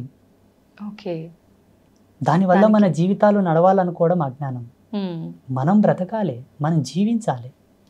ప్రతి దాంట్లో సహనం, ఓర్పు, నిగ్రహము, విచక్షణ రహితమైనటువంటి జీవితాలే కొనసాగుతున్నాయి తప్పిస్తే జ్ఞానవంతమైన జీవితాలు లేవు కదా సమాజంలో. అవును గురుగారు. అయితే గురుగారు, ఎక్కువగా భగవంతుడి ఆరాధనలో ఉన్న వాళ్ళకే కష్టాలు, ఇబ్బందులు ఎక్కువగా ఉంటుంటాయి అంటుంటారు. ఎగ్జాంపుల్కి తీసుకుంటే కూడా చాలామంది ఎక్కువగా దేవుడి పైన భక్తి ఎక్కువగా ఉండి ఎక్కువ పుణ్యక్షేత్రాలను దర్శించుకోవడానికి, దేవుడిని దర్శించుకోవడానికి వెళ్తూ ఉంటారు. అలా వెళ్ళే ఆ సమయంలో కొంతమంది ప్రమాదవశాత్తు ప్రాణాలు కూడా కోల్పోతూ ఉంటారు. దైవ దర్శనానికని వెళ్తుంటే ఎందుకు అలా జరుగుతుంది? వాళ్ళు చేసిన కర్మ ఫలాల ఆధారంగా అయి ఉంటుందా? మరి అలా ఉన్నప్పుడు భగవంతుని ఆరాధిస్తే మనం శరణు వేడుకుంటే ఎటువంటిదైనా ఆయన రక్షిస్తాడు అని అంటుంటారు. ఎందుకు వాళ్ళని భగవంతుడు రక్షించలేకపోతున్నాడు? భగవంతుడు వాళ్ళని రక్షించే పాత్రత లోపల ఎప్పుడు సంసిద్ధుడై ఉంటాడు.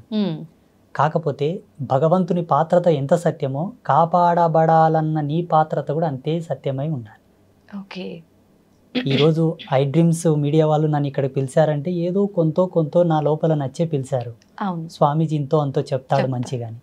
భగవంతుడు నిన్ను అనుగ్రహించి కాపాడాలన్నప్పుడు నువ్వు అంత సత్యవంతుడు అయి కూడా ఉండాలి. బై బర్త్ నుంచి ఈ జన్మది సరిపోక పోయిన జన్మలో కూడా అంత పుణ్యకార్యములు, పుణ్య దీక్ష దక్షత నీలో ఉండాలి. మీ పితాపితరులు కూడా పుణ్యం చేసి ఉండాలి. ఇప్పుడు ఈ జన్మ ఇప్పుడే ఆకాశం నుంచి ఊడిపడ్డది కాదు.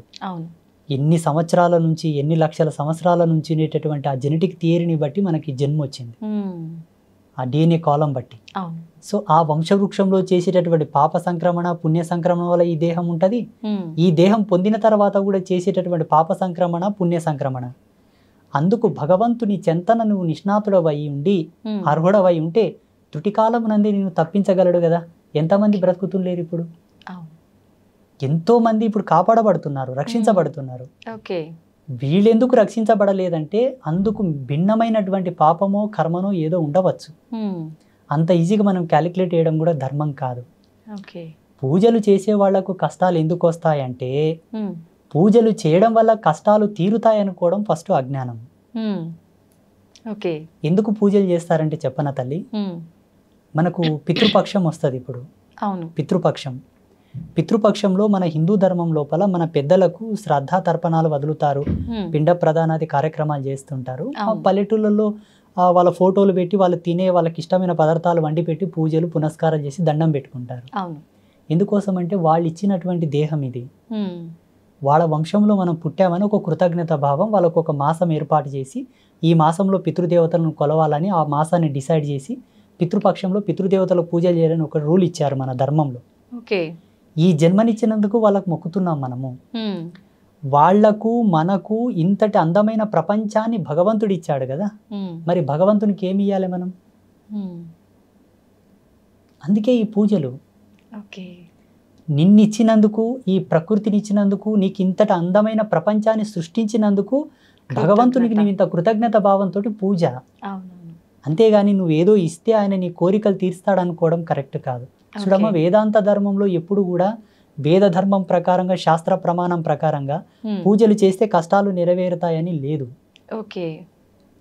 కానీ ఋషులు మనసుల యొక్క కష్టాలు చూడలేపక, బాధలు చూడలేపక వాళ్ళు ధ్యానంలో కూర్చొని కొన్ని దర్శనాలు చేశారు. వ్రతాలు, నోములు, కొన్ని ప్రత్యేకమైన హోమములు, శాంతులు, కొన్ని యజ్ఞక్రతువులను దర్శించారు. వీటిని చేయండి, వీటి యొక్క మహితాత్మమైన శక్తి చేత భగవంతుడు ప్రసన్నమవుతాడు, మీ కష్టాలు తీరుతాయి అని ఒక ప్రమాణంగా చెప్పారు.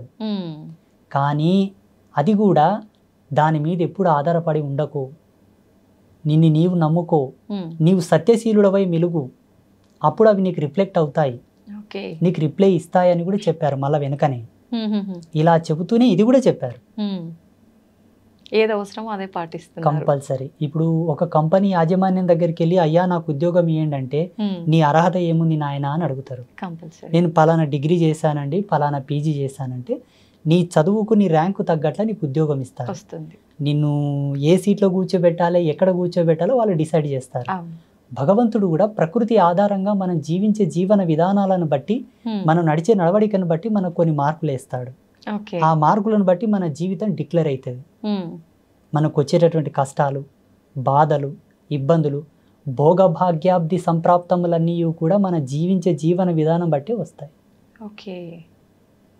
మా పెద్దలు ఏమనేవాళ్ళు తెలుసా పల్లెటూళ్ళలో, అమ్మా ఏం లేదు నాయన, ఎవరు ఏది నాటుతారో అదే కోసుకొని తింటారు. ఓకే. ఏది నాటుతారో అదే కోసుకొని తింటారు, అందుకు మిన్న ఏదీ లేదు. నువ్వు మంచి చేస్తావా మంచే వస్తుంది, చెడు చేస్తావా చెడే వస్తుంది, అది ఎన్నటికి తప్పదు అనేవాళ్ళు మా పెద్ద మనుషులు. వాళ్ళేం సిద్ధాంతులు కాదు, పండితులు కాదు. మళ్ళా ఇంకొక మాట అనేవాళ్ళు, ఈ జన్మ ఈ కాలం అంతా ఒక అద్దం లాంటిది నాయన, అద్దం ముందలు పోయి నువ్వు ఏ చేష్టలు చేస్తే నీకు అదే ఎట్లా రిప్లై ఇస్తుందో, ఈ ప్రకృతి కూడా అంతే, నువ్వు ఏం చేస్తావు అది రాసుకుంటుంది, అదే దొబ్బుతుంది మళ్ళీ నీ మీదకి అని చెప్పారు. ఓకే, నిజంగా చాలా బాగా చెప్పారు గురువు గారు. కానీ మీరు చెప్పినంత వింటుంటే నిజంగా ఇది వాస్తవం అనిపిస్తుంది. కానీ కొంతమంది వాళ్ళ విషయంలో ఏం జరుగుతుందంటే, వాళ్ళు ఎంత నిజాయితీగా ఉన్నా, ఎంత మంచి మార్గంలో నడిచినా కూడా ఎక్కువ ఈ ఇబ్బందులన్నీ వాళ్ళకే వస్తుంటాయి. మరి దాని గురించి ఏం చెప్తారు? వాళ్ళకి ఆ జన్మ ఏకన ముందు వాళ్ళ తల్లిదండ్రులు అంతటి పుణ్యకర్మలు ఆచరించలేకపోవచ్చు. ఓకే. జీవుడు తన ఈపున ఎంత పుణ్యం పెట్టుకొని సంతానాన్ని ఇస్తే పుట్టే పిల్లలు అంత గొప్పగా పుడతారు. మీకు ఒక ఎగ్జాంపుల్ చెప్తానమ్మా. ఇప్పుడు మా డ్రైవర్ వచ్చాడు, మా డ్రైవర్ వాళ్ళ తల్లిదండ్రులు ఒక గురువుతోటి బోధ తీసుకున్నారు, గురూపదేశం. ఓకే. వాళ్ళు గురూపదేశ సంస్కారం తీసుకున్నప్పటి నుంచి మా డ్రైవర్ వాళ్ళ నాన్న చనిపోయాడు. వాళ్ళ నాన్న చనిపోయే వరకు వాళ్ళ జీవితాలలో చూడని కష్టం లేదు, పడని బాధ లేదు. పాపం నేను లైవ్లో చూశాను, చాలా కష్టపడ్డారు. చివరికి వాళ్ళ నాన్న చనిపోయాడు, వాడొక్కడే అబ్బాయి, వాళ్ళ అమ్మ వారిద్దరే ఉంటున్నారు. ఇప్పుడు ఆ అబ్బాయి వాళ్ళ అమ్మ, ఆ అబ్బాయి నా పాదాలను ఆశ్రయించి నాతోను ఉపదేశం తీసుకున్నాడు, మంత్రోపదేశం. అమ్మవారిని ఆశ్రయించి నాతో మంత్రోపదేశం తీసుకున్నప్పటి నుంచి ఇప్పుడు ఎంత సుఖంగా ఎంత సంతోషంగా ఉన్నారో, అసలు చాలా ఆనందంగా ఉన్నారు వాళ్ళు. ఇప్పుడు ఆయనకు కొడుకో బిడ్డ పుట్టారు, ఎంత ఆరోగ్యంగా ఎంత చురుకుగా ఎంత అందంగా ఎంత అభినయంగా పుట్టారో పిల్లలు. అసలు ఈ కష్టము బాధ అంటేనే తెలియనంత గొప్పగా పెరుగుతున్నారు ఇప్పుడు. అంటే వాళ్ళ తాత వాళ్ళ అవ్వ గురూపదేశం తీసుకొని గురువు చేత గోలినటువంటి పుణ్యము కొడుకుకు ఉత్తాన పదంగా సంక్రమించి ఇప్పుడు మనమంగులకు పుణ్యం ఆవహించింది. ఓకే, ఖచ్చితంగా మనం చేసేయి మన పిల్లలకి వాళ్ళ పిల్లలకి. దశరథ మహారాజు తన జీవిత పర్యంతం లోపల పొందిన శాపాన్ని తాను మొత్తం సంపూర్ణంగా అనుభవించకూడని దేహము చాలించిన తర్వాత ఆ శాపం యొక్క పవర్ అనేది, ఆ యొక్క మహిమ అనేది, ఆ శక్తి అనేది శ్రీరామచంద్ర ప్రభు అనుభవించాడు, లక్ష్మణస్వామి అనుభవించాడు, భరతుల వారు అనుభవించారు, శత్రుఘ్నుడు అనుభవించాడు. అవును, తప్పదు. ఇప్పుడు ఈ జన్మ వారి చేత పొందామంటే వారి యొక్క అవశేషములు కూడా మన యొక్క జీవితం వెనకాలే వస్తాయి 100%. డాక్టర్స్ కూడా అదే చెప్తారు కదమ్మా. ఇప్పుడు జీన్స్ మన యొక్క పెద్దల యొక్క వారసత్వాన్ని బట్టి కొన్ని రోగాలు వస్తుంటాయి అని చెప్తారు. రోగాలు వస్తాయి అంటేనేమో నమ్ముతారు, ఉసురు వస్తుంది అంటేనేమో నమ్మరు. మేము ఇట్లా పాపాలు పుణ్యాలు పెద్దల నుండి వస్తాయంటేనేమో మూఢనమ్మకం అంటారు. డాక్టర్లు ఏమో వాళ్ళు చెప్పిన రిపోర్ట్స్ని బట్టి మీ పెద్దల యొక్క వారసత్వానికి ఈ రోగం వచ్చిందంటేనేమో గుడ్డిగా నమ్మేస్తారు. అక్కడ అది అంటే సైంటిఫిక్గా అన్ని ప్రూఫ్స్ ఉంటుంటాయి కదా గురువుగారు. అది పెన్ను తీసుకొని పేపర్ మీద రాసేటటువంటి భౌతికవాదం, కంప్యూటర్లో టైప్ చేసేటటువంటి భౌతికవాదం, దానికి ఆధారమైనటువంటి కారణ సంభూతులమే మేము.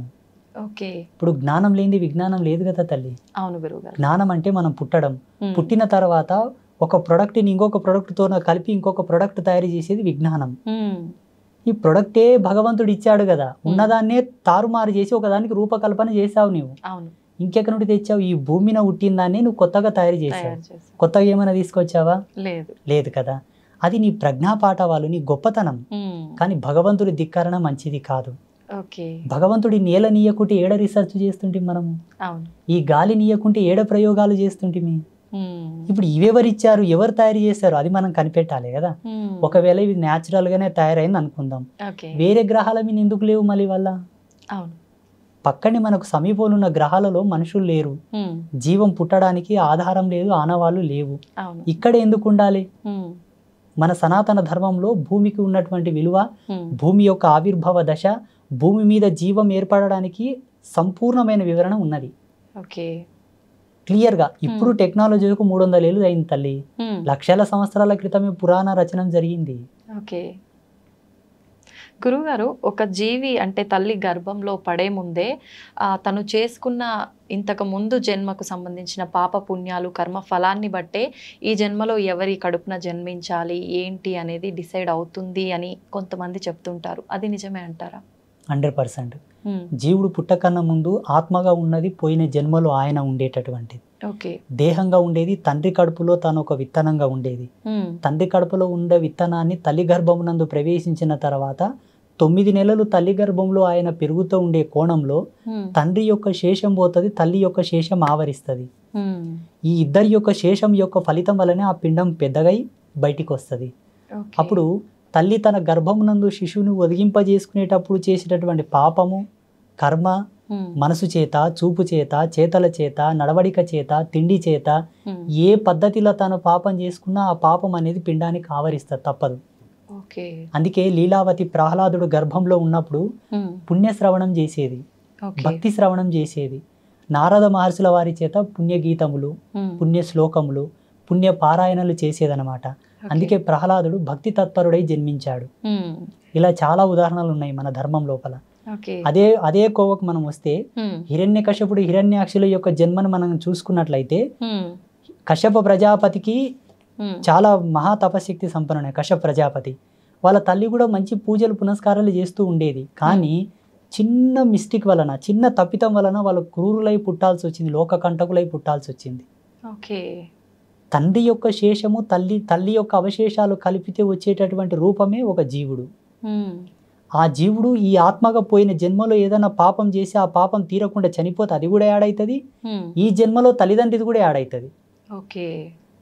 అందుకే ఎన్నాళ్ళు బ్రతికినా ధర్మంగా బతుకు, పుణ్యాత్ముడు బతుకు. ఎందుకంటే ప్రపంచం చాలా భయానకంగా ఉన్నది. నీవు ఈదొచ్చు, ఈదకపోవచ్చు, నీవు ఓర్చుకోవచ్చు, ఓర్చుకోలేకపోవచ్చు. మొదటి నుంచే మార్గం మంచిగా వేసుకో, సుగమం చేసుకో, అంతిమం వరకు సాఫీగా చేరుకోగలవని చెప్పింది మన ధర్మం.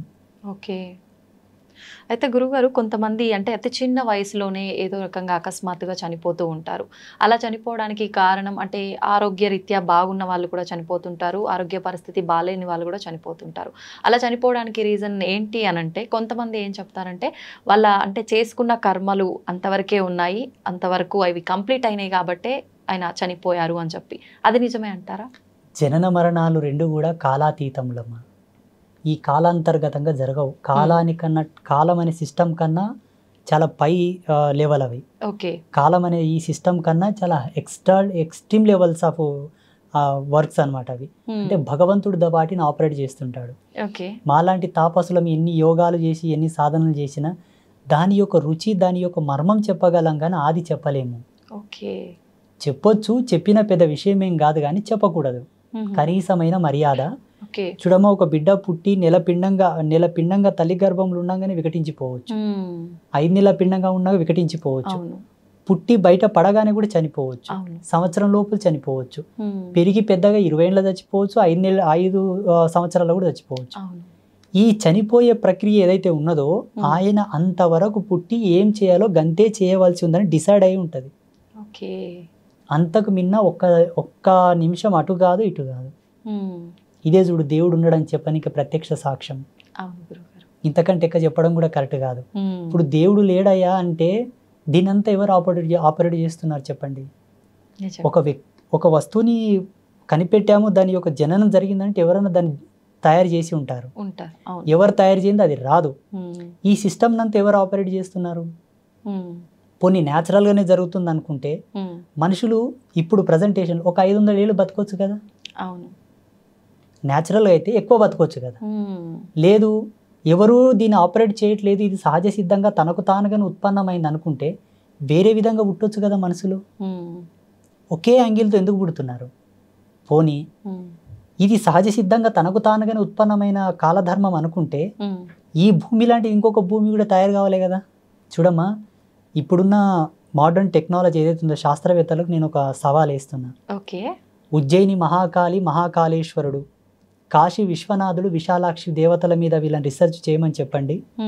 ఈ సృష్టికి సంబంధించిన రహస్యం తెలుస్తుంది. ఈ ప్రపంచంలో అతి పురాతనమైన చాలా ప్రాచీనమైన ప్రదేశం ఏదన్నదంటే కాశీ మహానగరమే. కల్పాంత సమయం లోపల అన్ని ప్రదేశాలు నీట మునిగిన కాశీ మునగదు.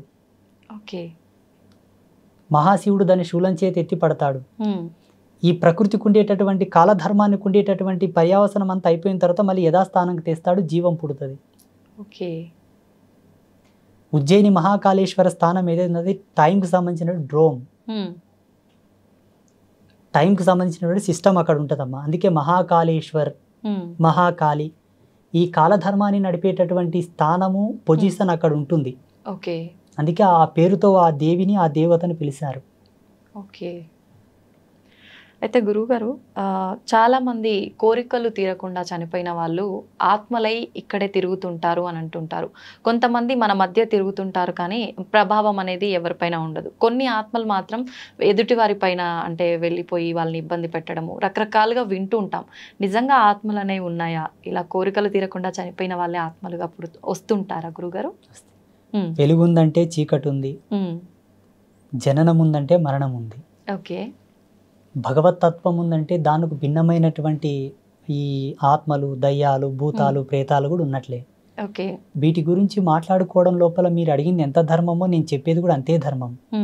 చూసేటటువంటి వీక్షకులకు, ప్రేక్షకులకు నేను ఒక విజ్ఞప్తి ఏం చేస్తున్నానంటే, పరిపూర్ణమైన అనుభవం మీకు లేకపోవడం వల్ల మీకు అర్థం కాకపోవచ్చు, దాని పట్ల మీకు అవగాహన లేకపోవడం వలన, ఇప్పుడు వాటి గురించి మీకు తెలియకపోవడం వలన మీకు అర్థం కాకపోవచ్చు. కానీ భగవంతుని చూసి భగవంతునితో కనెక్షన్ అయిన మేము ఇటు పాజిటివిటీని చూసినట్టు నెగిటివిటీని కూడా చూడాలి, తప్పదు.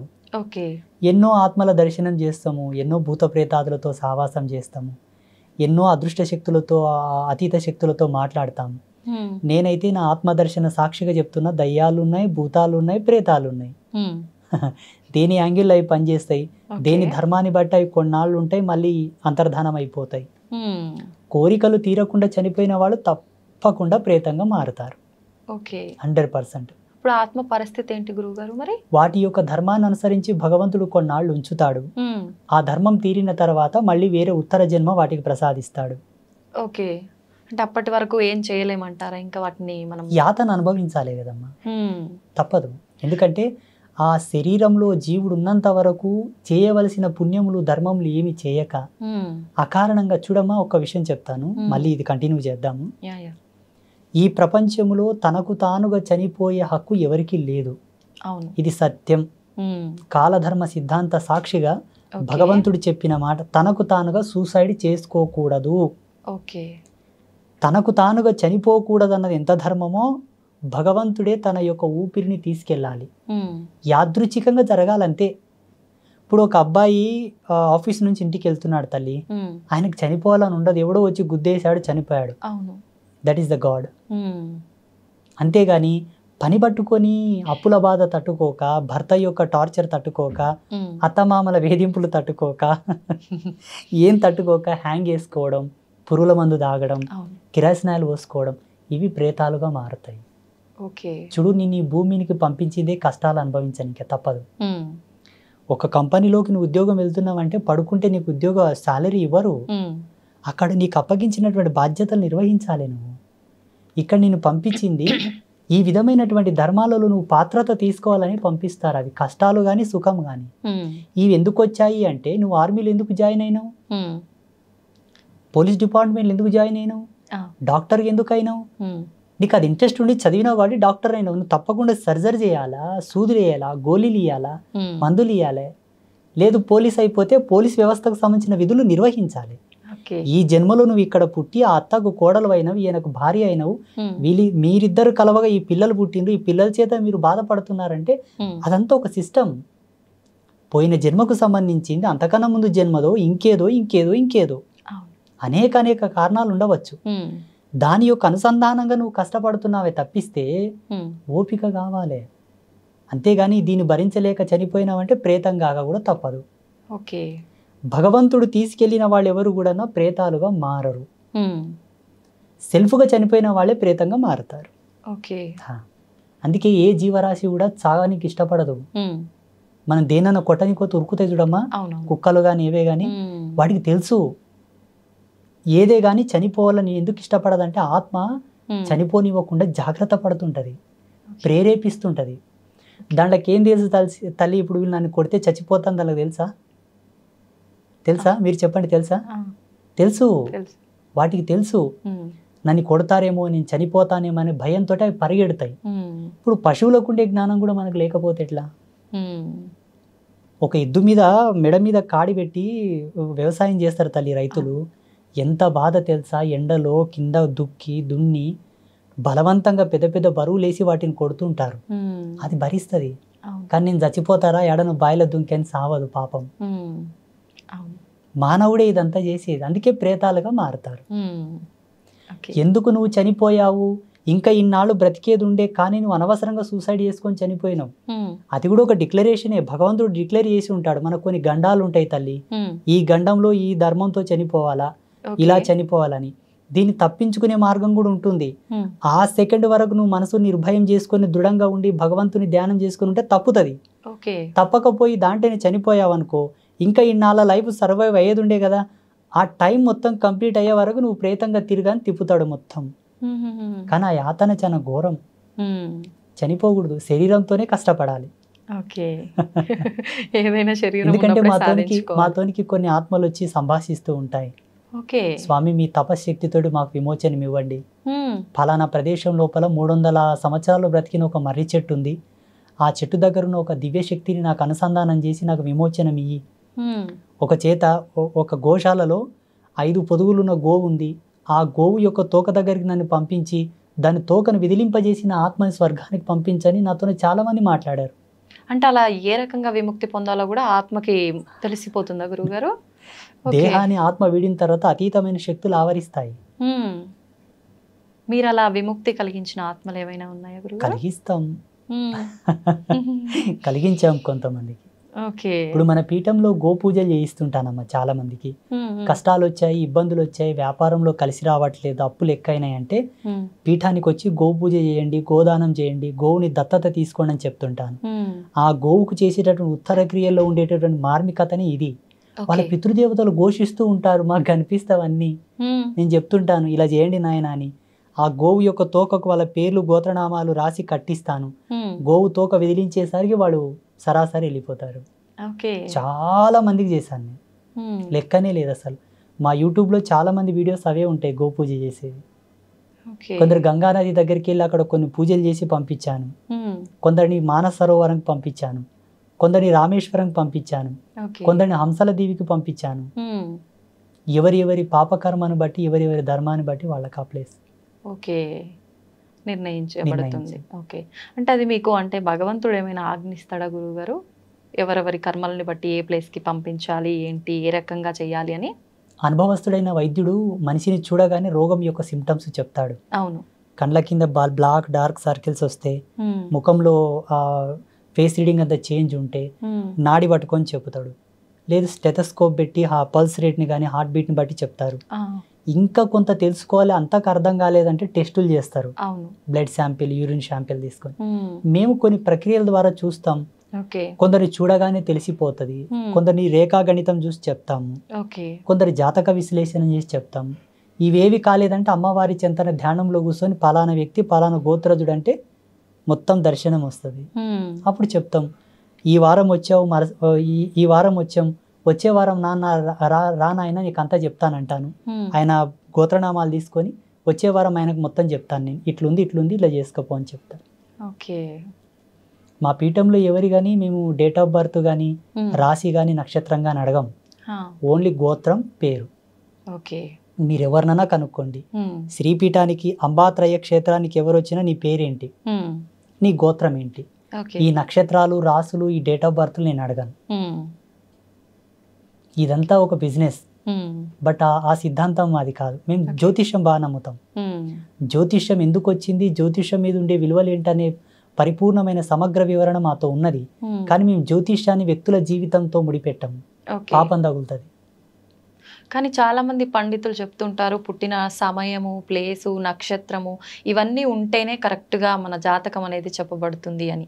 ఇంతకుముందు మీరే చెప్పారు, అన్ని చూసుకున్నాక కూడా ఎందుకు కష్టాలు వస్తున్నాయి గురూజీ అని. చూడమ్మ, జీవన విధానం బహు విధములైనటువంటి పరివర్తనంతో ఉండేటటువంటి విధానం అది.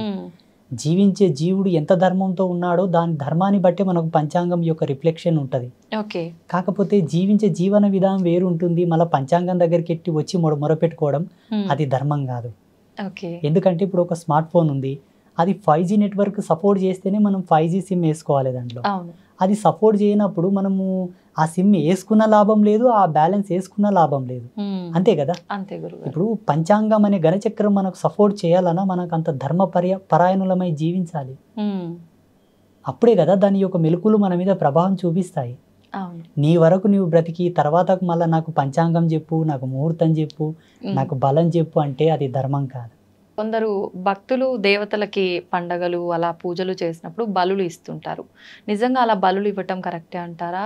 ఈ బలులు ఇచ్చే ఆచారం ఉందంటారా నిజంగా? సత్య సనాతన ధర్మం యొక్క సాక్షిగా, వేదాంత ధర్మం యొక్క సాక్షిగా లేదు. బలి అనేది సనాతన ధర్మంలో లేదు. ఓకే. ఇది కొంత మధ్యకాలం లోపల అప్పట్లో అకాలమైనటువంటి కరువు వచ్చింది. మనుషులకు తినడానికి తిండి లేదు. ఓకే. ఇప్పుడంటే డ్రిల్ చేసి బోర్లు వేసి నీళ్లు పైకి తీస్తున్నారు. సకాలంలో మనకు నీళ్లు ఉన్నాయి. 2 కాలాలు 2 సార్లు పంటలు వేసుకొని ధాన్యం పండిస్తున్నారు. అప్పుడు బావులు ఎండుకపోయినాయి, చెరువులు ఎండుకపోయినాయి, నదులు ఎండుకపోయినాయి, వర్షాలు పడలేదు. 72 సంవత్సరాలకు ఒకసారి అట్లా కరువు వస్తుందమ్మా. అది కాలం యొక్క ధర్మం. ఓకే. సో అలా వచ్చినప్పుడు ఏమైపోయిందంటే తినడానికి తిండి లేదు, చనిపోతున్నారు. ఎక్కడ వాళ్ళు అక్కడ ఆకలి కేకలతో చనిపోతున్నారు. ఓకే. ఎవరో ఒక పుణ్యస్త్రీయో ఒక పుణ్యపురుషుడు శరీరంలోకి భగవంతుడు ఆవహించి ఒక ఆజ్ఞ ఇచ్చాడు. ఓకే. గెట్టలు ఉన్న జీవులని చంపుకొని తినవచ్చు, నీకు నీవుగా సెల్ఫ్గా చంపొద్దు, నీకు పాతుకం తగులుతుంది కానా, దాన్ని తెచ్చి నా ముందల జటకా ఇచ్చి దాని గొంతు నా ముందల కోసి పక్కకు తీసుకెళ్ళి తిను. కొంతకాలమే, కొన్నాళ్ళకు వర్షాలు పడతాయి, మళ్ళీ పుష్కలంగా నీళ్లు నిండుతాయి, యథాతథంగా వ్యవసాయం చేసుకొని కాసిన పండ్లను, కాయలను, దుంపలను, ధాన్యపు రాసులను పండించుకొని తిను, వీటిని పక్కకు పెట్టని చెప్పారు. అలా జరిగింది. అక్కడి నుంచి మొదలైంది ఇది. అలా కొనసాగినటువంటి ఈ ఆచారము, దేవుళ్ళ ముందల జటకా చూపించి కోసుకొని తినే ఆచారము పోను పోను మానవుడికి రుచిగా మారి కంటిన్యూ చేశారు దాన్ని. ఒక 3 generations వెళ్ళిన తర్వాత ఏం మొదలు పెట్టారంటే, మా తాతలు ఇలాగే చేశారండి, మా తాతలు ఇట్లే కోసుకొని తిన్నారు, అమ్మవారికి ఇట్లే కోయమన్నారు, ఇంకోస్తున్నారు. ఇది మా వంశపారంపర్యంగా వస్తున్న ఆచారం. ఇప్పుడు బంద్ చేయండి నాయన, వద్దు అది తప్పన్నా, అయ్యో వీటిని మేము అమ్మవారికి బలి ఇవ్వకపోతే మళ్ళీ ఏమైనా అవుతుందేమో, మాకేమైనా కీడు జరుగుతుందో, అదొక అపోహ. వాస్తవం చెప్పాలంటే ఈ భూప్రపంచంలో 2 ధర్మాలు ఉన్నాయి తల్లి. ఒకటి సాధు జన్మ, ఒకటి క్రూర జన్మ. మనిషి క్రూర జన్మనా సాధు జన్మనా? క్రూరనే గురువుగారు. మనిషి క్రూరుడేనా? అయితే తినవచ్చు. అంటే మాంసాహారం జంతువుల్ని బలిచ్చి తీసుకొని తింటున్నారంటే క్రూరులు అన్నట్టే కదా గురు. ఇప్పుడు జంతువులు, ఇప్పుడు ప్రతి మానవుడు నేను క్రూరుణ్ణి అని ఒప్పుకుంటే మాంసం తినొచ్చు తల్లి.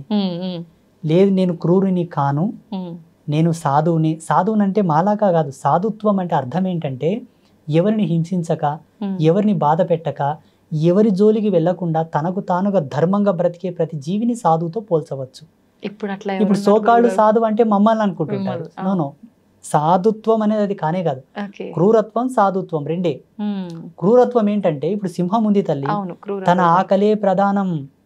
అది జింక పిల్లనా, జింకనా, కుంటిదా, గుడ్డిదా, దానికి సంబంధం లేదు. అది నిద్రపోతుందా, పడుకున్నదా, ఏం చేస్తుందో సంబంధం లేదు. వెళ్ళడం, చంపుకోవడం, తినడం, పడుకోవడం. ఇది క్రూర జన్మలకు ఉండేటటువంటి విలువలు. ఇప్పుడు ప్రస్తుత సమాజంలో తన కడుపు కోసం, తన ఫ్యామిలీని మంచిగా సుఖ సంతోషాలతో చూసుకోవడం కొరకు అందరినీ చంపుతాం, పొడుస్తాం, అన్ని ఆకృత్యాలు చేసి మళ్ళీ నా ఇంటికి వస్తామంటే క్రూర జన్మలే. అంతే కదా.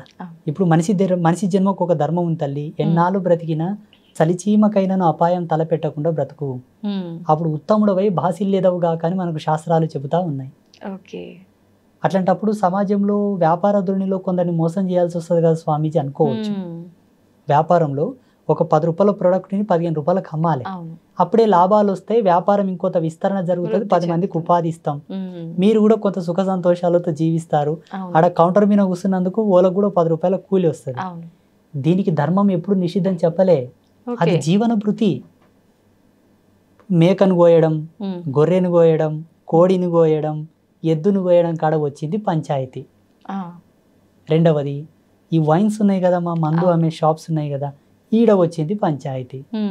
మూడవది ఆడపిల్లల మీద అఘాయిత్యాలు చేస్తారు కదమ్మా, ఇది ఒక పెద్ద పంచాయతీ. అందుకే ధర్మం ఏం చెప్పిందంటే త్రిమాకారం వర్జయేద్ సాధు జన్మ పరిపూర్ణత. 3 మద్యము, మాంసము, మగువ. ఈ త్రిమకారాలను గనక వదిలివేస్తే జీవుడు తరించుట తథ్యము. అనగా కంప్లీట్గా నాన్ వెజ్ బంద్ చేయాలి, కంప్లీట్గా ఆల్కహాల్ బంద్ చేయాలి, తనకు వయసు వచ్చి పెళ్లి చేసుకున్న తర్వాత తన భార్యతో తప్పిస్తే అన్య స్త్రీలను మాతృభావంతో చూడు, అప్పుడు నీ జన్మ తరిస్తావు.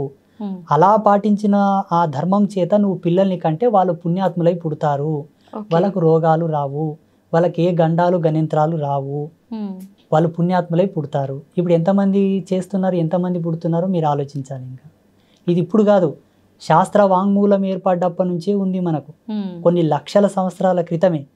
అప్పుడున్న శాస్త్రం ఎవరు పాటిస్తున్నారు, ఇప్పుడు ఎందుకు ఇంత కర్మాత్ములై పుడుతున్నారు? మరి సబ్జెక్ట్ ఈజ్ అవాయిడ్ కంప్లీట్లా. అంటే సత్యాన్ని పక్కన పెట్టారు, అవాస్తవం తెచ్చి ముందల పెట్టారు ఇప్పుడు మార్కెట్లో. సోకాళ్ళు సిద్ధాంతులు కూడా ఇప్పుడు మేము పంచమాకారాలు చేస్తాం అమ్మవారికి, పంచమకారాలతోనే మేము పూజ చేస్తామని ఈ మధ్యలో చాలా వీడియోస్ వచ్చినాయి మనకు. సిద్ధాంతులే, బ్రాహ్మిన్సే చాలా మంది. కానీ ఈ వాస్తవంగా ఋషి వాటి పంచమకారాలను ఎందుకోసం తీశాడన్న జ్ఞానం వాళ్ళకి ఇంకా తెలియదు. మైథున క్రియ, మాంసము, మద్యము, ముద్ర, ఈ పంచమకారాలతోనే మేము సాధన చేస్తామని చెప్తున్నారు ఈ మధ్యలో వీడియోల్లో. వాటి యొక్క ప్రతిపాదన ఎందుకు చేశాడు ఋషి అనే జ్ఞానం వాళ్ళకి కనీసం కూడా లేదు ఇప్పుడు. ఇలా ఉంది ఇప్పుడు. సిద్ధాంతులు కెమెరాల ముందు చెప్పిన తర్వాత సామాన్యుల పరిస్థితి ఏంటి? భగవద్గీతలో కృష్ణ పరమాత్మ చెప్పాడు, ఉత్తముడు దేనిని ఆచరిస్తాడో ఇతరులు కూడా దాన్ని ఆచరిస్తారని. ఇక్కడ జనాలది ఏం తప్పు లేదు తల్లి, పెద్దలది తప్పు అంతా. నాలాంటి స్వామీజీలది, పండితులది. అంటే వాళ్ళు కూడా చెప్తుంటారు కదా గురువుగారు, మేము ఎంచుకున్న మార్గంలో మాకు నేర్పిన గురువులు ఈ ప్రకారంగానే నేర్పారు అని కొంతమంది చెప్తూ ఉన్నారు కదా. అలా నిజంగా ఏ శాస్త్రంలో అయినా ఉంటుందా అలాంటి విద్య? లేదు. నేను ఒక ఎగ్జాంపుల్ చెప్తానమ్మా. పంచమాకారాలో ఒకటి ఏంటంటే మైథున క్రియ. ఈ మైథున క్రియని వీళ్ళేమనుకుంటున్నారంటే ఒక స్త్రీని దేవత ముందల పెట్టుకొని సంభోగించి సాధన చేస్తే మాకు పవర్స్ వస్తాయి అనుకుంటారు. కానీ ఏ ధర్మం లేకుండా అకారణంగా ఒక స్త్రీని తాకకూడదట. మళ్ళీ ఇదే ధర్మం ఇంత నియమం చెప్పింది, ఇలా ఎలా చెప్తుంది చెప్పండి? ఎత్ర నార్యస్తు పూజంతే రమంతే తత్ర దేవత అని ఇదే ధర్మం చెప్పింది. ప్రతి స్త్రీని మాతృభావంతో చూడమని ఇదే ధర్మం చెప్పింది. ఇంతటి ఆకృత్యానికి అఘాయిత్యానికి ధర్మం ఆద్యం పోయదు. ఇక్కడ మైథున క్రియ అంటే జ్ఞానార్థం, భావార్థం, తత్వార్థం ఏంటంటే జీవుడు కుండలియందు మైథునం చేయాలి, అంతర్ముఖులై, బహిర్ముఖంగా కాదు. అంతర్ముఖ మైథున క్రియ అనగా మూలాధార చక్రమునందు స్రవించేటటువంటి జీవుడిని శాస్త్రారమునందు కలుపుటయే మైథునము. ఇదంతా కూడా కుండలిని సాధన. ఈ పంచమకారాలు, ఈ త్రిమకారాలు అన్ని కూడా కుండలిని సాధన. వ్యవహారంలో ఇప్పుడు అందరూ కుండలిని యోగా చేయలేరు కదా తల్లి, అందరికి సాధ్యం కాదు కదా. చేయలేని వాళ్ళకి ఏంది ఆల్టర్నేట్ అంటే వీటిని వదిలిపెట్టండి, మీరు చేసిన రిజల్టే పొందుతారు. అంతర్ముఖంగా మీరు ఇది రమించకపోయినా బహిరంగంగా వీటి జోళ్ళకి వెళ్ళకండి. మగవా సాంగత్యం వదిలేసి నీ సహధర్మచారిణితో సుఖపడుతూ అన్య స్త్రీలను గౌరవించు. మాంసం వదిలివేయి, అది పాపం. మద్యం వదిలివేయి, అది కర్మ. నీ ముద్రాలోలిత్వంతో జీవించే జీవనం భగవంతుడి యొక్క పాదాలకి అంకితం కావాలిగా, అన్య ప్రదేశంలో కాకూడదు. వీళ్ళేం చేస్తున్నారంటే వీటిని ఇంప్లిమెంట్ చేసుకుంటున్నారు, వీటిని ఆచరిస్తూ దేవతలను కొలుస్తున్నారు.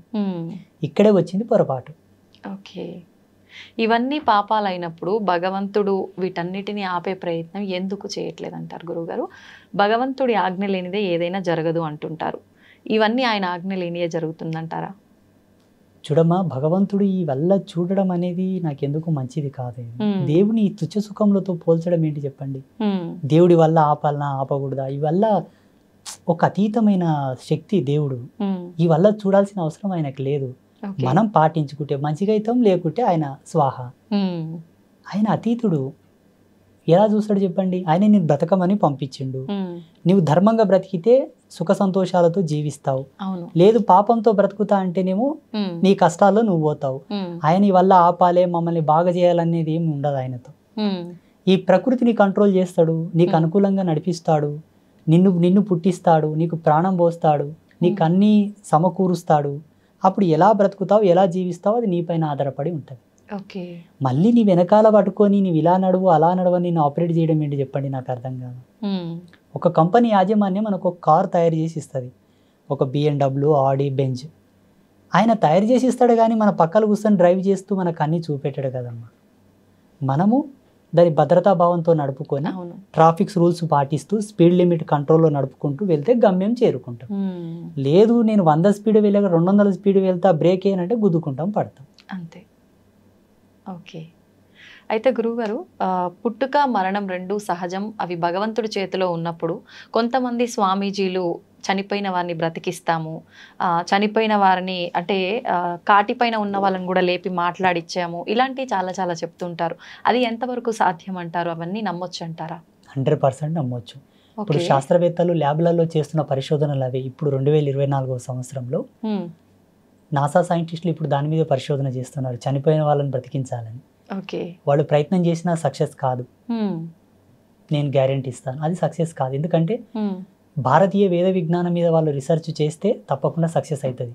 ఓకే. మన ధర్మంలో మృత సంజీవని విద్యనే ఉన్నది తల్లి. మృత సంజీవని, పరకాయ ప్రవేశ విద్య, ఓకే. అనిమాది అష్టసిద్ధులన్నీ కూడా దీనికి సంబంధించినవే. వాటి మీద వాళ్ళు రీసెర్చ్ చేయరు, మన సాధువులు చేస్తారు, మన గురువులు చేస్తారు కాబట్టి వాళ్ళకి పట్టుంది. ఓకే. ఎందుకు సమాజంలో దాన్ని ఇంప్లిమెంట్ చేయరంటే, ఒకవేళ వాళ్ళు గనక దీన్ని సమాజంలో ఇంప్లిమెంట్ చేస్తే దేశ ప్రధానమంత్రి బ్రతికేయమంటారు, స్వార్థం ఎక్కువైపోతుంది కదా. బిల్ గేట్స్ని బతికేయమంటారు. ఎంతో మంది ప్రపంచంలో గొప్ప గొప్ప వాళ్ళు, ముఖేష్ అంబానీ నన్ను ముందే బతికేయండి అని రిజర్వ్ చేస్తాడు. అందుకే వాటిని పుణ్యాత్ముల కొరకు ధారపోస్తారు. లోక కళ్యాణం కొరకు ఒక జీవుడు ఉత్థాన పథంలో బ్రతికి సాగించాలనుకున్న వాళ్ళని వాళ్ళు బతికిస్తారు. ఎలా?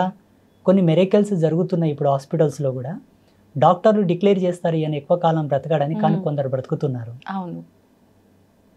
ఇంకొంతమంది చాలా డేంజరస్ యాక్సిడెంట్స్ అవుతాయి కానీ బ్రతుకుతారు. అది సంకల్ప పాత్రతతోటి కొంతమంది బ్రతికించేటటువంటి ఆశీర్వాదం. ఓకే. నేను చూసాను చాలా మందికి. మొన్న ఒక ఆయన వచ్చాడు నెల కింద కాకినాడ నుంచి, ఏవయ్యా నీకు యాక్సిడెంట్ జరిగిందా అంటే, అవును గురూజీ చాలా డేంజర్, నా కారు మొత్తం తునాతునకలు అయిపోయింది, నాకు మాత్రం ఏం కాలేదన్నాడు. చూడయ్యా, మీ తాత ముత్తాతలు ఎవరో గురుసేవ చేసేవాళ్ళు, ఆ గురు కృప నిన్ను కాపాడింది, ఇక్కడ పనిచేసింది. అది పుణ్యం తల్లి, ఎంతకైనా పుణ్యమే కావాలా. పుణ్యం ఉంటేనే పురుషార్థం, పురుషార్థం ఉంటేనే జీవితం. ఓకే. అయితే గురుగారు, ఇలా అంటే చనిపోయిన వాళ్ళని బ్రతికించడం అనేది సృష్టికి విరుద్ధం కాదంటారా?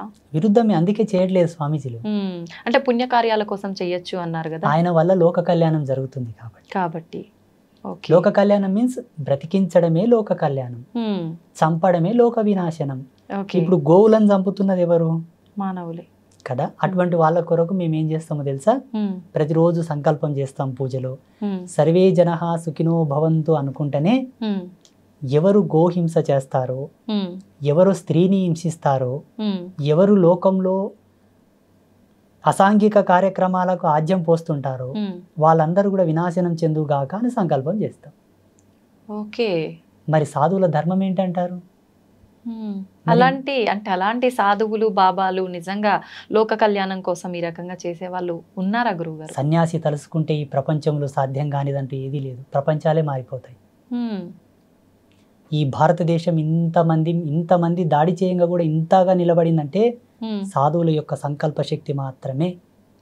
మరి అంత సంకల్ప శక్తి ఉన్నప్పుడు, ఇంతకు ముందు మనం చూసుకున్నాం కరోనా లాంటి మహమ్మారి వల్ల చాలా మంది ప్రాణాలు కోల్పోయారు, ఇలాంటివి రాకుండా ఎందుకు పోతున్నారంటారు గురుగారు? ప్రపంచం గురించి నాకు సంబంధం లేదు, ఇక్కడ మనం కూర్చున్నామంటే ఇదే మన ప్రపంచం.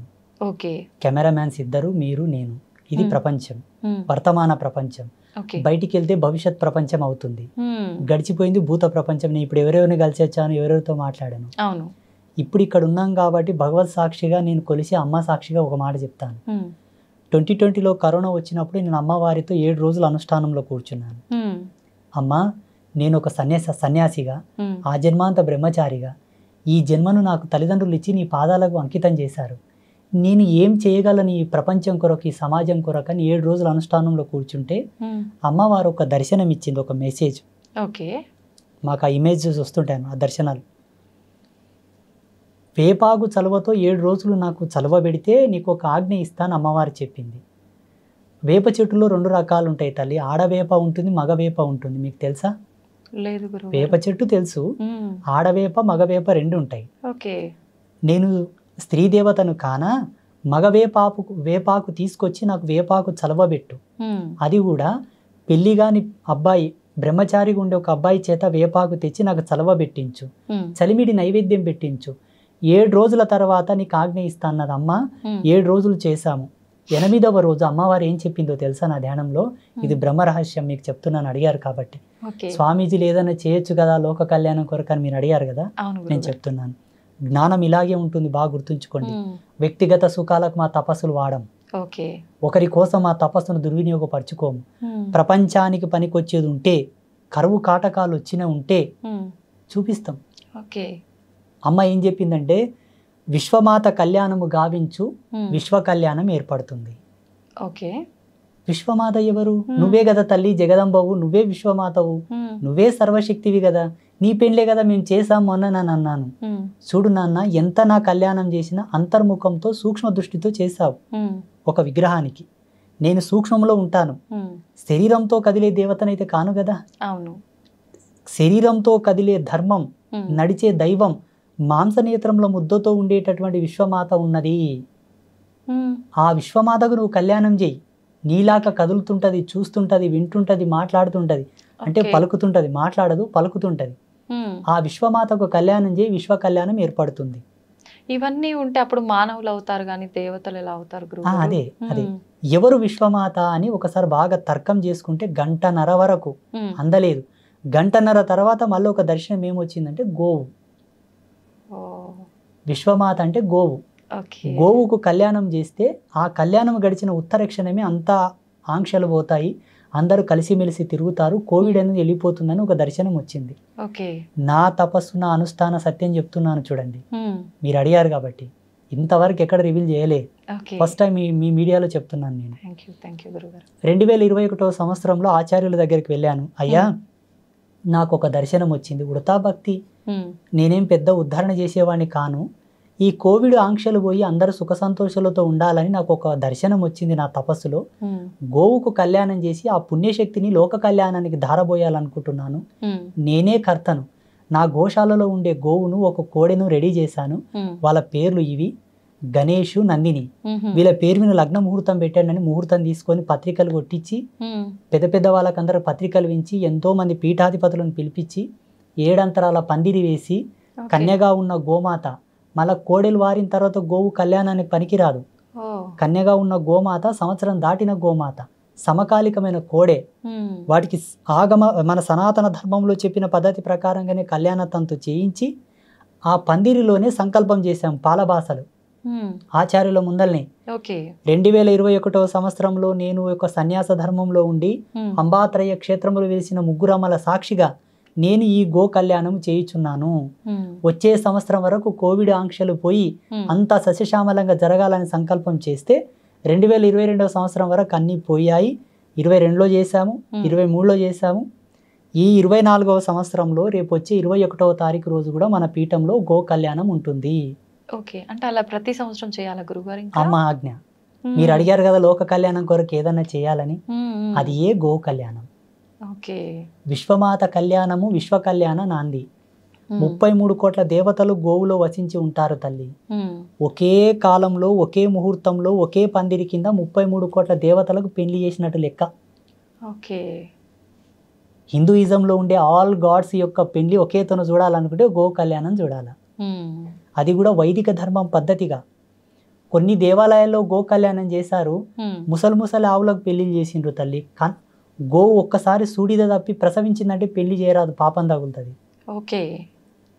అది ధర్మం కాదది. అప్పుడు వశిష్ఠుడు చేశాడు, గౌతముడు చేశాడు, జమదగ్ని ఋషి చేశారు అప్పట్లో ఋషుల కాలంలో. ఈ కాలంలో అంబాత్రయ క్షేత్రంలో నాచి ఆ జగదంబ చేయించింది, నా అదృష్టం. అయితే గురువుగారు, కొన్ని కోట్ల దేవతలు కొలువై ఉన్న ఆ గోమాతకి ఇంత ప్రాధాన్యత ఉంది. నిజంగా ఆ ప్రాధాన్యత ఇప్పుడు ప్రస్తుత రోజుల్లో గోవుకి దక్కాల్సిన ప్రాధాన్యత దక్కుతుందంటారా? దక్కట్లేదు. నేను అదే చెప్పాను. అమ్మను హింసించిన, గోవును హింసించిన, నేలను కలుషితం చేసిన, గాలిని కలుషితం చేసిన, గంగా నదిని కలుషితం చేసిన, గురువులని అవహేళన చేసిన ఈ జన్మలో ప్రాయశ్చిత్తం లేని పాపాలు తగులుతాయి. ఇప్పుడు గోవులను చంపుకొని తినేవాళ్ళు, గోవులను అవును. హింసించే వాళ్ళందరూ కూడా ఇప్పుడు మనకు రోడ్ల మీద అంగవైకల్యంతో కనిపిస్తారు కదమ్మా, అవును. మెంటల్ హాస్పిటల్లో కొన్ని ప్రదేశాల్లో ఉంటారు కదా. ఏ జన్మలో అటువంటి పాపాలు చేశారు, ఈ జన్మలో అలా పుడుతున్నారు. భగవంతుడు మన ముందల్ని ఉదాహరణలు చూపిస్తున్నా మనము జాగ్రత్త పడతలేము. ఈ జన్మలో వాళ్ళు అలా పుట్టారంటే బలమైన కారణం ఉంటుంది తల్లి. ఓకే.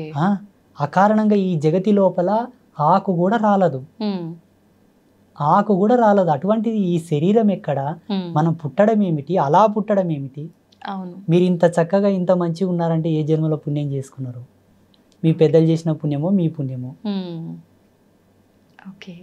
అయితే గురువుగారు, పెద్దవాళ్ళు అనేసరికి నాకు ఒకటి గుర్తొచ్చింది. పెద్దవాళ్ళు చెప్తుంటారు, ఎన్ని పాపాలు చేసినా సరే ఏదో ఒక పుణ్యం కనుక మనం గట్టిగా చేసుకుంటే కనుక అన్నీ తొలగిపోతాయని. నిజమే అంటారా? 100%. ఆ పుణ్యం ఏంటో చెప్తాను. జన్మనిచ్చిన తల్లిదండ్రులను చేసుకున్న పుణ్యం 3 తరాల వరకు వస్తుంది, 3 generations వరకు వస్తుంది. చాలా పవర్ఫుల్. తల్లికి తండ్రికి ఇద్దరికి సేవ చేసి వాళ్ళు ఉన్ననాళ్ళు వాళ్ళు చనిపోయే వరకు నీ కడుపులో పుట్టిన పిల్లలు నువ్వు ఎంత ప్రేమగా చూస్తావో, నీకు జన్మనిచ్చిన వాళ్ళు కాబట్టి వాళ్ళని అంతే ప్రేమతో చూడగలిగి వాళ్ళకి ఏ కష్టం రాకుండా ఏ ఇబ్బంది రాకుండా వాళ్ళని చూసుకుంటే ఆ పుణ్యం ఎంత గండంలోనే నిన్ను కాపాడుతుంది. ఓకే. రణంలో పోయినా నీ అరికాలకు ముళ్ళు నాటనట్లా బయటకు వస్తావు. మా పెద్ద మనుషులు అంటారు మోటుగా వల్ల. మీకు ఇలాగే చెప్పాలి అంటే ప్రేక్షకులకు ఇలా చెప్పాలి కాబట్టి. గోవుని పూజించినా, గోవుని పోషించినా, గోవుకు భోజనం పెట్టినా సేమ్ పుణ్యం వస్తుంది. గురువులను సేవించుకున్నా, గురువులను గౌరవించినా, గురువులను ఆదరించినా అదే పుణ్యం వస్తుంది. గురువులు అంటే అందరు గురువులు గారమ్మా. కర్మరహితుడు, సంసారరహితుడు, సంసార త్యాగం చేసిన వాడు, సంకల్ప త్యాగం అనర్చిన వాడు శ్రేష్టమైన గురువు. పరిపూర్ణమైన జ్ఞానానికి సంబంధించిన వాడై ఉండాలి. విశ్లేషణాత్మకంగా జీవితం ఉండాలి. సర్వధర్మముల యందు అనురక్తి కలిగి ఉండాలి. ఆయన శ్రేష్టమైన గురువు. కాషాయం కండువ భుజమి వేసుకున్న వాళ్ళంతా గురువులు గారు. ఇది కూడా మరి అంటే ఇప్పుడు దొంగ స్వామీజీలు చాలా మంది ఎక్కువైపోయారు కదా గురువు గారు, అలాంటి వాళ్ళని మనం ఎలా గుర్తించవచ్చు అంటారు? ఈ జన్మలో కాషాయం కప్పుకొని మోసం చేస్తున్న వాళ్ళంతా మరో జన్మలో ఎలా పుడతారంటే మతిహీనులై పుడతారు, పిచ్చి పిచ్చి చేష్ట చేసే వాళ్ళు పుడతారు. వాళ్ళకు శాపం అది. ఎందుకంటే కాషాయం జ్ఞానం, జ్ఞానంతో వ్యాపారం చేస్తున్నావు కాబట్టి మరు జన్మలో జ్ఞానం లేకుండా, తన మీద తనకు సోయి లేకుండా, ఈ జన్మలో భగవంతుని కేంద్రకంగా, భగవంతుని ఒక వ్యాపార కేంద్రకంగా పెట్టుకొని దేవుని ముందల పెట్టి నువ్వు డబ్బులు సంపాదిస్తున్నావంటే మరు జన్మలో తినడానికే తిండి లేనటువంటి దేహి అనాల్సిన జన్మలు పుట్టాల్సి వస్తుంది. భగవంతుడు వ్యాపారం కాదు తల్లి. అసలు భగవంతుని మీద మనం అసలు భగవంతుని మీద వ్యాపారమే కరెక్ట్ కాదు. అది శాస్త్ర సిద్ధాంతాలను అమ్ముకోకూడదు, పంచాంగాన్ని అమ్ముకోకూడదు, మంత్రాలను అమ్ముకోకూడదు. ఇవన్నీ కూడా పరమ పవిత్రమైనటువంటి మంగళకారకములు ఇవన్నీ. వీటి మీద వ్యాపారాలు ఏంటి చెప్పండి, నాకు అర్థం కాదు. వీటి మీద వ్యాపారం చేస్తే ఎన్ని జన్మలకైనా ఉసురు పోదు. నీవు ఒక ముహూర్తం పెట్టించావు తల్లి, ఆయన పరవశించి నీకేమైనా పెట్టిపోతే ఆయన ఇష్టం, డిమాండ్ చేయకూడదు. నువ్వు ఒక మంత్రం ఇచ్చావు, ఆ మంత్రం కొన్నాళ్ళు ఆయన సాధన చేసిన తర్వాత మంచిగా అయ్యొచ్చిండు, గురువు గారు మీరు ఇచ్చిన మంత్రం వల్ల నాకు మంచి జరిగింది, గురుదక్షిణగా మీకేమన్నా ఇచ్చుకుంటానని ఆయన ఇస్తే స్వీకరించు, తృప్తిపడు. డిమాండింగ్ వద్దు, ఆర్డర్ వద్దు. ఈ మంత్రానికి ఇంత ఫీజు, నేను పంచాంగం ఇప్పాలే, తెరవాలే, ముయ్యాలంటే ఇంత ఫీజు పెట్టాలి, ముందే అపాయింట్మెంట్ తీసుకోవాలి. ఇవన్నీ ఏంటంటే వాళ్ళు కోరి కోరి పాపం చేసుకుంటున్నారు. ఇవి ఎక్కడ ధర్మంలో లేవు. అప్పట్లో ద్రోణాచార్యులంతటి వారే కురు సామ్రాజ్యం దగ్గరికి వెళ్ళి దేహి అనాల్సి వచ్చింది. ఆయనకు రాని విద్యలు లేవమ్మా, ఆయనకు రాని విద్యలు లేవు, ఆయనకు తెలియని మర్మం లేదు. కానీ ఒక రాజ్య సంస్థానానికి వెళ్ళి నాకేమని ఇప్పించండి అయ్యా అని అడిగాడు. చాలా మంది ఋషులు అడిగారు అట్లా. ఎందుకంటే వాళ్ళకి చిటికేస్తే లక్ష్మి రాలేటటువంటి శక్తి సంపన్నులు వాళ్ళు. కానీ విద్యల చేత లక్ష్మిని అనుగ్రహింపమని కోరలే, మంత్రాలను వాడలే, విద్యను వాడలే, తపస్సును వాడలే, యాచించుకొని బ్రతికారు తప్పిస్తే మంత్రతంత్రాలతో వాళ్ళు వృత్తి సాగించలేదు. నేను దాన్ని బాగా నమ్ముతా. వేరే స్వామీజీలు, జ్యోతిషులు, సిద్ధాంతులు ఏంటో నాకు సంబంధం లేదు. కానీ నా కాషాయాన్ని, నా ధర్మాన్ని, నా మంత్రాన్ని నేను ఎప్పుడు డబ్బులకు వాడను. అంటే మీరు ఇప్పటి వరకు డబ్బు తీసుకొని చెప్పలేదా గురుగారు? అతోస్మి. నాకు ఆ మాట అంటేనే కంపరం వచ్చేస్తుంది. నేను పీఠంలో ఇట్లా కూర్చుంటానమ్మా, ఒక ఉండి పెడతారు పక్కల, ట్రస్ట్ వాళ్ళు, కమిటీ వాళ్ళు. వాళ్ళ ధర్మ సందేహాలు అడిగి ఏదో విభూతో కుంకుమనో తాయితో అంతరమో ఏదో ఇస్తాను, వాళ్ళు ఏదో రూపాయిన 2 రూపాయలు అందులో వేసిపోతారు. నేను ఈ యంత్రం ఇచ్చానుగా ఇంత పెట్టాను నేను అడగను. మా పీఠంకి వచ్చి మీరు చెక్ చేసుకోవచ్చు కూడా. అక్కడ ఏమైనా డొనేషన్లు ఇచ్చినా, అన్నదానంకి ఇచ్చినా, అమ్మ పూజకి ఇచ్చినా కూడా ప్రతిదీ కూడా రాసుకుంటారు, ఖర్చు పెడతారు, మేమేం తీసుకోం. ఇప్పుడు నా సౌల్ పర్పస్ నాకు తెలుసు తల్లి, నా జన్మ నాకు తెలుసు. తెలిసి మళ్ళీ ఎందుకు నేను బురదలో పడాలి చెప్పండి? నిజమే గురువుగారు. దిస్ ఇస్ మై లాస్ట్ జన్మ, ఇది నా చిట్ట చివరి జన్మ. ఇక భూమి ఆకాశం మన్వంతరాలు కొన్ని కోట్ల జన్మలైనా నేను రాను. జగన్మాతని చేరుకోవడం తథ్యం. ఎలా చెప్తున్నారు గురూజీ అని మీరు అనుకోవచ్చు. నేను సంవత్సరంన్నర నా జన్మ మీదనే తపస్సు చేశాను. What is my Saul purpose? ఎక్కడి నుంచి వచ్చాను, ఎందుకు ఇక్కడ ఈ బిజవారం గ్రామంలో పుట్టాలి, ఈ తల్లిదండ్రులకి ఎందుకు పుట్టాలి, ఎందుకు నాకు ఈ ఆధ్యాత్మిక అన్వేషణ రావాలి, అమ్మవారిని పూజించాలి ఎందుకు అనాలబ్బా? శివుని పూజించవచ్చు కదా, విష్ణుమూర్తిని పూజించవచ్చు కదా, గణపతిని పూజించవచ్చు కదా, అమ్మ మీదనే ఎందుకు నా నాడి కొట్టుకుంటుందని కూడా రీసెర్చ్ చేశాను. ఏ వంకతో జగదంబ పాదాలు పట్టుకున్నా వాళ్ళకు జన్మ సార్థకమైనట్లే. అమ్మనే ఈ భవసాగరం నుండి మనల్ని తరింపజేయగలదు, ఇది సత్యం. అమ్మని పట్టుకున్నాను, ఈ జన్మకు ముక్తి వచ్చినట్లనే. ఇంకోటి ఏంటంటే భవబంధ విమోచనము అని మన ధర్మంలో చెప్పబడి ఉన్నది. భవ విమోచనం అంటే సమాజం నుంచి మనకు రిజర్వేషన్, అంటే ఈ సమాజం నుంచి విముక్తి. సమాజంలో కొన్ని వందల మంది మెచ్చగలిగే పని చేస్తే ఆయన విముక్తి పొందినట్లే. సమాజంలో 100 మందికి అన్నం పెడుతున్నావు తల్లి, 100 మందికి ఉపాధి ఇచ్చావు, ఒక 100 మంది నీ గురించి తాపత్రయపడుతున్నాడు, ఇతని చల్లగా ఉంటే మా కడుపులు చల్లగా ఉంటాయని తాపత్రయపడతారు చూసారా, వాళ్ళు ముక్తిని పొందినట్టు లెక్క. బంధ విమోచనం అనగానే ఏమిటంటే, ఇప్పుడు నాకు అక్క ఉంది, చెల్లెలు ఉంది, అన్న ఉన్నాడు, తమ్ముడు ఉన్నాడు, నాకు అన్ని బంధాలు ఉన్నాయి, ఇక నాకు వేరే జన్మ లేదు. ఇప్పుడు మీకు ఎంతమంది అక్క చెల్లెలు, అన్న తమ్ముళ్ళు? ఒక చెల్లె. అన్న లేరు, అన్న కొరకు మళ్ళీ పుడతావు. తమ్ముడు లేరు, తమ్ముడి కొరకు మళ్ళీ పుడతావు. అక్క లేరు, అక్క కొరకు మళ్ళీ పుడతావు. ఇంకా 3 జన్మలు ఉన్నాయి. ఈ జన్మ పరిపూర్ణం తల్లి నాదైతే. అంటే ఇప్పుడు చాలా మంది కూడా మీలాగా ఉండొచ్చు కదా స్వామీజీ అంటే, ఉండొచ్చు, కానీ సాధు జన్మ లోపల ఆయన మిగిలిపోతాడు, ఆధ్యాత్మికంగా మిగిలిపోతాడు. ఏ మనిషి కానీ ఆధ్యాత్మికంగా తరించిన నాడే జన్మరాహిత్యం అవుతుంది. ఇక్కడ సంసారంగా, ఇటు సామాజికంగా, ఇటు ఆధ్యాత్మికంగా ఐఎమ్ ఫుల్ఫిల్ ఫర్ క్వాలిఫైడ్. అంటే ఆధ్యాత్మిక పరంగా ఉన్నా, జన్మ పరంగా ఉన్నా, రిలేషన్ పరంగా గనక ఏదైనా లోపం ఉంటే మళ్ళీ జన్మెత్తు. భవబంధ విమోచనము ఇదే. బంధ విమోచనం అంటే ఇదే. అన్ని బంధముల చేత ఆయన పరిపూర్ణుడై ఉండాలి, అన్ని బంధాలను పిలిపించుకునే యోగ్యత ఉండాలి. మీరు ఇప్పుడు అక్క అని వేరే వాళ్ళని పిలవాలే కానీ నీలో ఉన్న వాళ్ళని ఏమైనా పిలవలేకపోతున్నావు కదా. నేను అందరినీ పిలుస్తున్నాను. చాలా తక్కువ మంది ఉంటారు గురువుగారు. అట్లా ఉన్నారు, ఉన్న కామన్ పీపుల్స్ ఉంటారు. అలా ఉన్నా కూడా తన జన్మను తాను తెలుసుకొని ఆధ్యాత్మికంలో అనురక్తి కలగాలి, అప్పుడు జన్మ పరిపూర్ణం అవుతుంది. గురుగారు, చాలా మంది పూనకాలు వస్తుంటాయి, అమ్మవారు వాళ్ళ పైకి వస్తుంది అని చెప్తుంటారు. అలా చెప్పే వాళ్ళలో ఎక్కువగా ఆడవారి శరీరం పైకి అమ్మవారు వస్తూ ఉంటారు. మరి మగవారి శరీరం పైకి ఎందుకు అమ్మవారు రారు? పూనకం అనే దానికి 3 నిర్వచనాలు ఉన్నాయి. ఒకటి, వాళ్ళు ఫీల్ అవుతారు దేవుణ్ణి.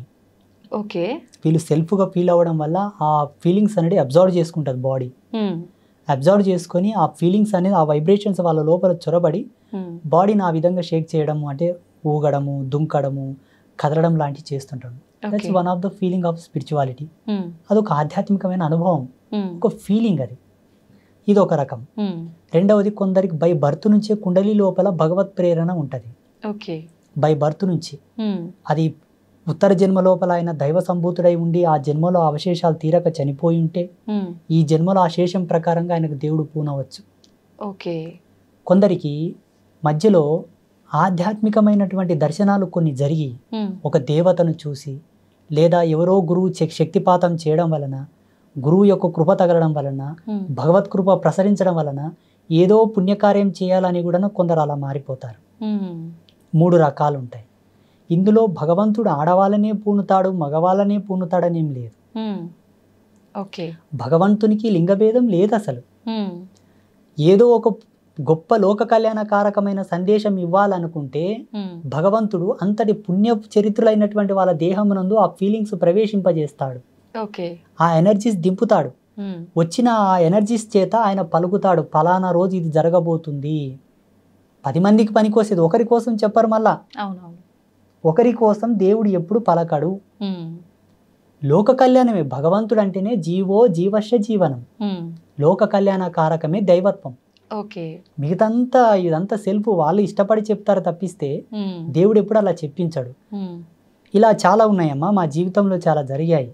ఒక వ్యాన్ లోపల ఒక 30 మంది వెళ్తున్నారు, ఒక పెద్ద DCM లోపల పెళ్లికి. దానికి ఏదో సమ్ బ్రేక్ వీక్ అయిపోయి అంతమంది పడాల్సి ఉన్నది. ఎవరో ఒక పుణ్యాత్ముడు దారి మధ్యలోకి వచ్చి చెప్పాడు, దాన్ని ఆపి, దీని బ్రేక్ తెగిపోతుంది, మీరు పడతారు, దిగి చెక్ చేసుకోండి అంటే వాస్తవంగా లూజ్ అయింది బ్రేక్ వైర్. అంటే 10 మందిని కాపాడడానికే దేవుడు పూనుతాడు. అక్కడ ఆడ మగ అని ఏం తేడా ఉండదు. కాకపోతే భగవంతుడు ఎవరికి ప్రవేశిస్తాడంటే ఆ శరీరం కూడా అంత శుద్ధి నొంది ఉండాలి, ఆ మనసు అంత పరిపూర్ణమై ఉండాలి, ఆ వ్యక్తి అంతటి సదాచార సంపన్నుడై ఉండాలి. తప్పకుండా.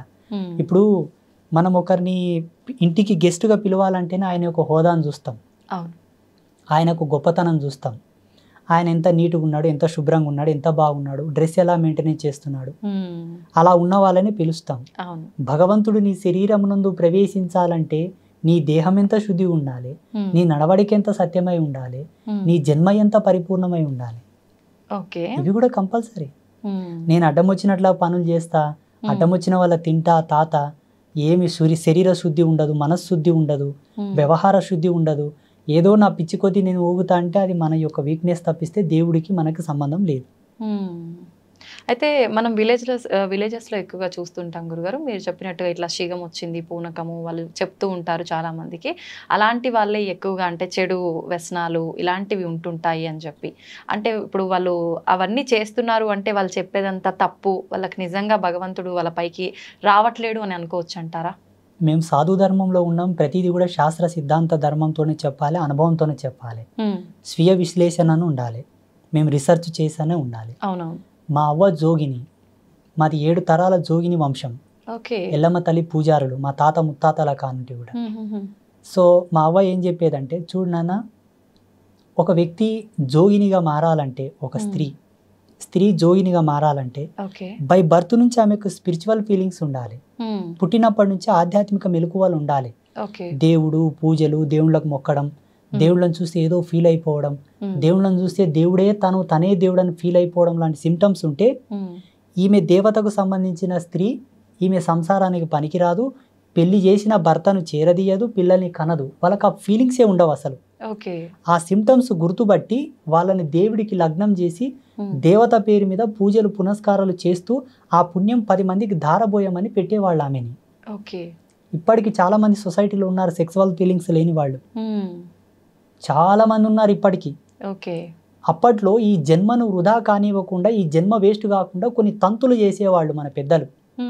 అందుకే చచ్చిపోతే కూడా పేగడుగుతాం, పేగడిగి మళ్ళీ పూలదండేసి బొట్టు పెట్టి కొన్ని సంస్కారాలు, కొన్ని తంతులు చేసిన తర్వాతనే బొందలు పెడతాం. చచ్చిన శవానికి కూడా సంస్కారం ఉంది మన ధర్మంలో. అట్లాంటప్పుడు నువ్వు పుట్టినవు, ఈ జన్మ వృధా కాకూడదు, ఊక ఉన్న జన్మ ప్రేత ఆవాహనం అవుతుందంట తల్లి. ఊక ఉన్న శరీరం ప్రేత ఆవాహనం అవుతుందంట. ఇప్పుడు ఒక ఇల్లును ఊక వదిలేసామనుకోండి, అడ్డం వచ్చిన చెత్త చెదారం, బల్లులు పురుగులు గూడు పెట్టినట్లనే ఈ జన్మ కూడా ఊక పెట్టకూడదని కొన్ని తంతులు చేసి ఆయనను ఒక పరిపూర్ణుని చేసేవాళ్ళు. ఆడపిల్ల కానీ మగపిల్లాడు కానీ కత్తికి బాస్యం కట్టి పెళ్లి చేసి దేవుని పేరు మీద పెట్టేవాళ్ళు. తర్వాతకి ఎట్లయిపోయిందంటే ఈమె ఊకుందని చెప్పి అధికార దాహం చేత ఆమె మీద లైంగికంగా దాడి చేయడం, డబ్బున్న వాళ్ళు, పలుకుబడి ఉన్నవాళ్ళు ఆమెను వాడుకోవడం, ఆమెను ఎటు కాకుండా రోగాల పాలు చేసేయడం. అది చూసిన కొంతమంది సంఘ సంస్కర్తలు ఉద్యమాలు మొదలుపెట్టారు. జోగిని వ్యవస్థను రద్దు చేయాలా, ఈ దేవదాసి వ్యవస్థను తీసేయాలా, ఈ దేవుళ్ళ పేరు మీద పెట్టే వ్యవస్థను తీసివేయాలని చెప్పేసి. వీళ్ళు చేసింది సత్యమే, ఎందుకంటే ఆకృత్యాలు జరుగుతున్నాయి. కానీ జరిపే వాళ్ళని అరికట్టాలి కానీ ఆ వ్యక్తిని అరికట్టడం ధర్మం కాదు.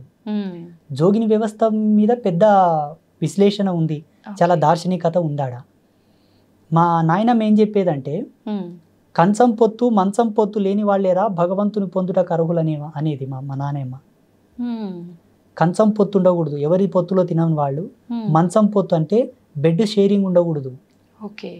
వాళ్ళు సత్యమంతులు, ఆడపిల్ల కానీ మగపిల్లగాడు కానీ వాళ్ళకు భగవంతుడు పూనుతాడు. వాళ్ళు చెప్పింది భవిష్యవాణి, మా నాయనమ్మ చెప్పేది.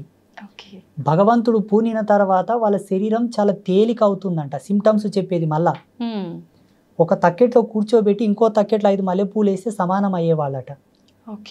సత్యంగా భగవంతుడు వస్తే శరీరం అలాగే అవుతుంది. 5 మల్లెపూలంత బరువు అవుతుంది. ఆ 5 మల్లెపూలని పచ్చి కుండ మీద పెట్టి నిలబెట్టినా కూడా కుండ పగలదు. ఆ మల్లెపూలను తీసి కుండ మీద వేస్తే కుండ పగలదు. ఈ వ్యక్తి కూడా ఒంటికాల మీద ఆ పచ్చి కుండ మీద నిలబడాలి, ఎవరు సపోర్ట్ లేకుండా, ఎవరు తగలకుండా. ఒంటికాల మీద కుండ మీద నిలబడి సిగ మూగితే అది భవిష్యవాణి. ఇప్పుడు దేవుడు తన లోపల ఉంటేనే కదమ్మా సత్యం ఉంటుంది, సత్యం ఉంటేనే కదా కుండ పగలదు. ఇవల్ల సిమ్టమ్స్ చెప్పేది మా నాయనమ్మ. నేను అప్పుడు అనుకునేవాడిని, ఈ కాలంలో ఎవరున్నారు ఇంత సత్యంగా? ఒకవేళ సిగం వచ్చిన వాళ్ళని తక్కెట్లో కూర్చోబెట్టి మల్లెపూలు వేసిన సమాంతరం అవుతారా? కారు. అలా సిగం వచ్చిన వాళ్ళను ఒంటి కాలు మీద పచ్చి కుండ మీద నిలబెడితే కూడా కుండ ఉంటుందా? పగిలిపోతుంది.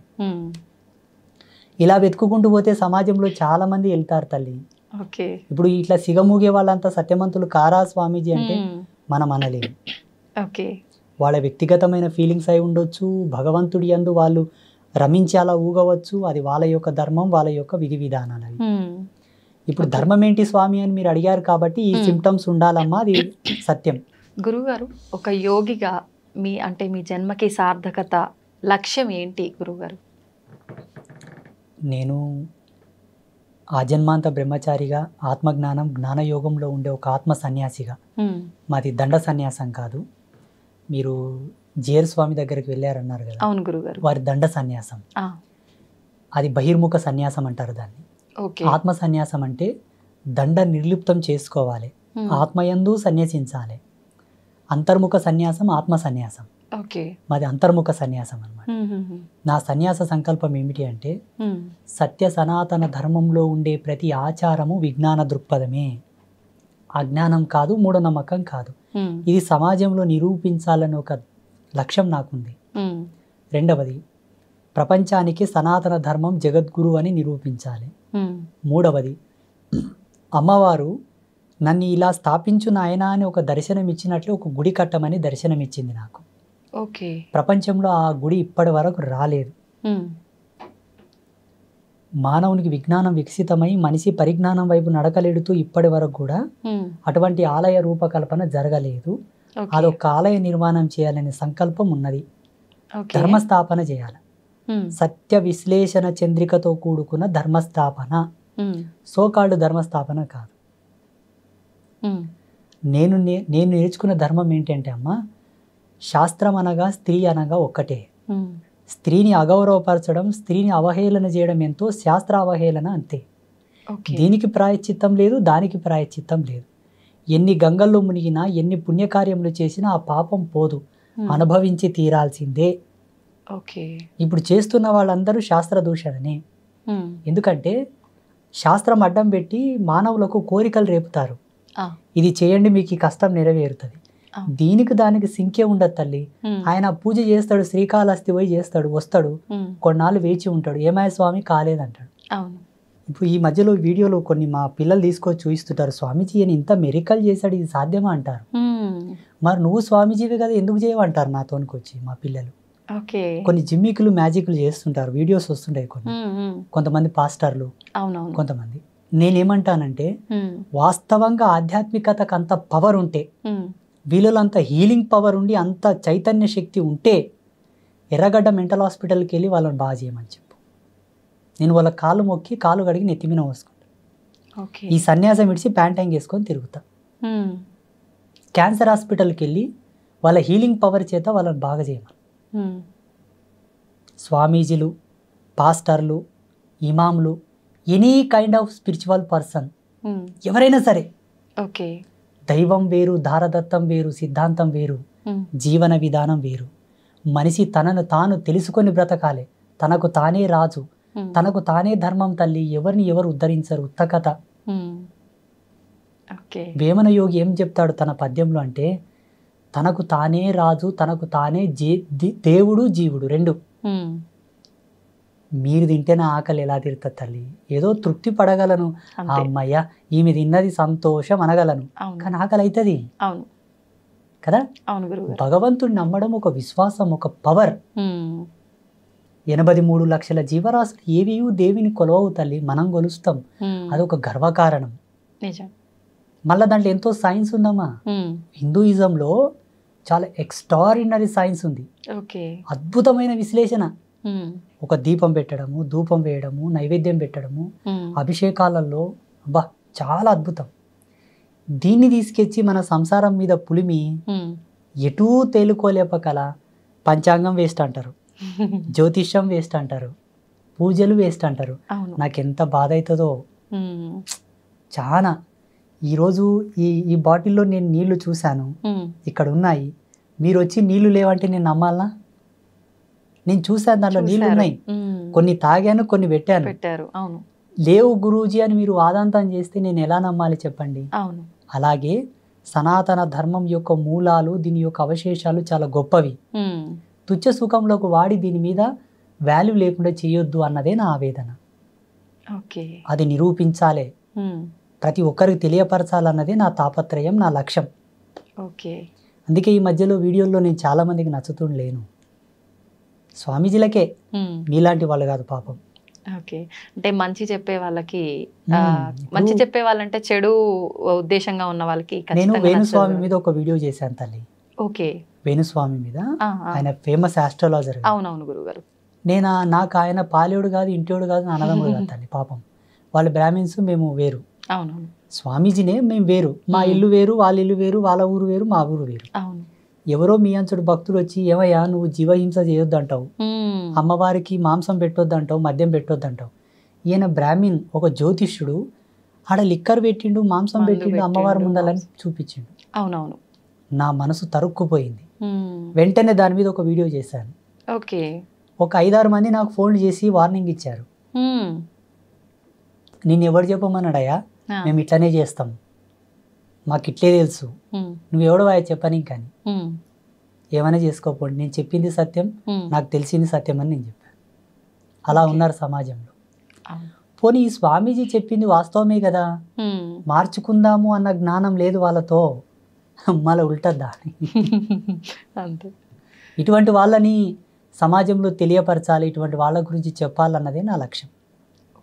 ఎంత పెద్ద పీఠాధిపతి అయినా, ఎంత పెద్ద సన్యాసి అయినా, ఎంత పెద్ద స్వామీజీ అయినా, ఎవరైనా వాళ్ళు తప్పు చేస్తున్నారంటే చెప్తాం, అది నా ధర్మం. చూడమ్మా, సన్యాసి అనేవాడికి 2 ప్రధాన నియమాలు ఉంటాయి. మరణానికి భయపడకూడదు, మరణానికి భయపడకూడదు, ధర్మానికి తల వంచాలి తప్పిస్తే మిగతా వాటికి తల వంచకూడదు. ఈ 2 నియమాలు ఉంటాయి. మొన్న కోవిడ్ వచ్చి, కోవిడ్ విడి వరకు నేను మాస్క్ పెట్టుకోలే, శానిటైజర్ వాడలే. చాలామంది పోలీసులు, చాలామంది ఆఫీసర్లు వచ్చి స్వామీజీ మాస్క్ పెట్టుకోండి అన్నారు. చూడప్ప, నేను కుట్టే బట్ట నేను కట్టను. మేము సంకల్ప త్యాగం చేశాం. కుట్టిన బట్ట కడితే మా తపస్సు తగ్గిపోతుంది, మా వాక్కు బలం పోతుంది, నేను చనిపోతాను కానీ మాస్క్ పెట్టానని చెప్పాను. ఇప్పుడు సన్యాసి మరణానికి భయపడితే ఆయన సన్యాసి ఎట్లా అవుతాడు? మీకు నాకు తేడా ఉండదు కదమ్మా. అందుకే నేను మాస్క్ కూడా ధరించలేదు. నా సత్యం ఉంటే వైరస్ నాతోనికి రాదు. రాలేదా గురువు గారు? నో. నా శిష్యులకు ఎవరు కూడా నేను కోవిడ్ వ్యాక్సినేషన్ వేయించలేదు. That's very dangerous. అదొక పెద్ద ఇది వ్యాక్సినేషన్. దానివల్ల చాలా సైడ్ ఎఫెక్ట్స్ కూడా ఉన్నాయి. అది నిజమే అంటారా? అక్షర సత్యం. కానీ అంటే డాక్టర్లు అంతా రీసెర్చ్ లో తేలింది అలాంటిది ఏం లేదు. డాక్టర్లే సత్యము, వైజ్ఞానికమే సత్యం అయితే ఇప్పుడు ఎర్రగడ్డ మెంటల్ హాస్పిటల్ ఉన్న వాళ్ళు ఎందుకు బాగా కావట్లేదు చెప్పండి? ఆ మెంటలిజంకి ట్రీట్మెంట్ లేదా? దానికి మందులు లేవా? దానికి ఏం థెరపీస్ లేవు అసలు. మళ్ళీ ఎందుకు బాగా కావట్లేదు? ఇంకా ఒకరికొక జత అవుతున్నారు ఆడ సరిపోవట్లేదు హాస్పిటల్లో. అంటే ఇప్పుడు వైజ్ఞానికం ముందుకెళ్ళినట్ట, ఆగినట్ట, ఇంకా కనిపెడుతున్నట్ట? ఆగిపోయినట్టే. ఇంకా కనిపెడుతున్నారు. ఇంకా కనిపెడుతున్నారా గురుగారు? కనిపెట్టలేకపోతే ఇప్పుడు బ్లడ్ క్యాన్సర్కి ఎందుకు ఉమ్. ట్రీట్మెంట్ లేదు ఇంకా కంప్లీట్గా? మరి కనిపెడుతున్నప్పుడు అన్ని ఎక్కడికక్కడ అంటే కంట్రోల్ అయిపోవాలి కదా గురుగారు? కేసెస్ అన్ని విధాలుగా పెరిగిపోతున్నాయి చూడమ్మా, ఉన్నాయి కదా. సైన్స్ ఎప్పుడే కానీ ఒకతో ఆగిపోతుంది. ఉమ్. సైడ్ ఎఫెక్ట్ లేని సైన్స్ లేదు, రాదు, ఇక ముందు కూడా రాదు. ఉమ్. సైన్స్ ఒకటి కనిపెట్టిందంటే దానికి విరుగుడు ఇంకోటి తయారయ్యింటే తప్పకుండా. ఓకే. కానీ ధర్మం అట్లా కాదు. ఉమ్. సనాతన ధర్మం ఏం చెప్తుంది తెలుసా? హిందూయిజం ఉమ్. 100కి 100 పాళ్ళు దెబ్బ తగలకుండా చూసుకో, ఓకే. 100కి 100 పాళ్ళు రోగాల బారిన నీ శరీరం పడకుండా చూసుకో. ఉమ్. ఫస్ట్ నువ్వు ఇక్కడనే జాగ్రత్త పడు. ఉమ్. పోయి ఆ గుంతల పడ్డ తర్వాత ఎక్కుతావో ఎక్కవో, నేను ఎవరైనా లాగుతారో లాగరో, ఉమ్. ఎందుకు తలకాయ నొప్పి? అవును. అందుకే ధర్మ ఈజ్ గ్రేట్, సనాతన ధర్మ. నిజంగా చాలా అదృష్టంగా భావిస్తున్నాను గురుగారు మిమ్మల్ని కలవటం. మీ మాటల ద్వారా మంచి చెడు, అసలు న్యాయం ఏంటి అన్యాయం ఏంటి, మన సనాతన ధర్మం ఇంకా కొంతలో కొంత మంచి మార్గంలోనే వెళుతుంది, కొంతలో కొంత ఏదైతే చెడు మార్గంలో వెళ్తుందో అది మార్చటము తెలియచెప్పటమే నా లక్ష్యం అని మీ మాటలన్నీ విన్న తర్వాత నాకు చాలా సంతోషంగా ఉంది గురుగారు. మిమ్మల్ని మీ విలువైన సమయాన్ని మాకు కేటాయించినందుకు థ్యాంక్ యూ గురుగారు. శుభమస్తు. శ్రీమాత్రే నమః.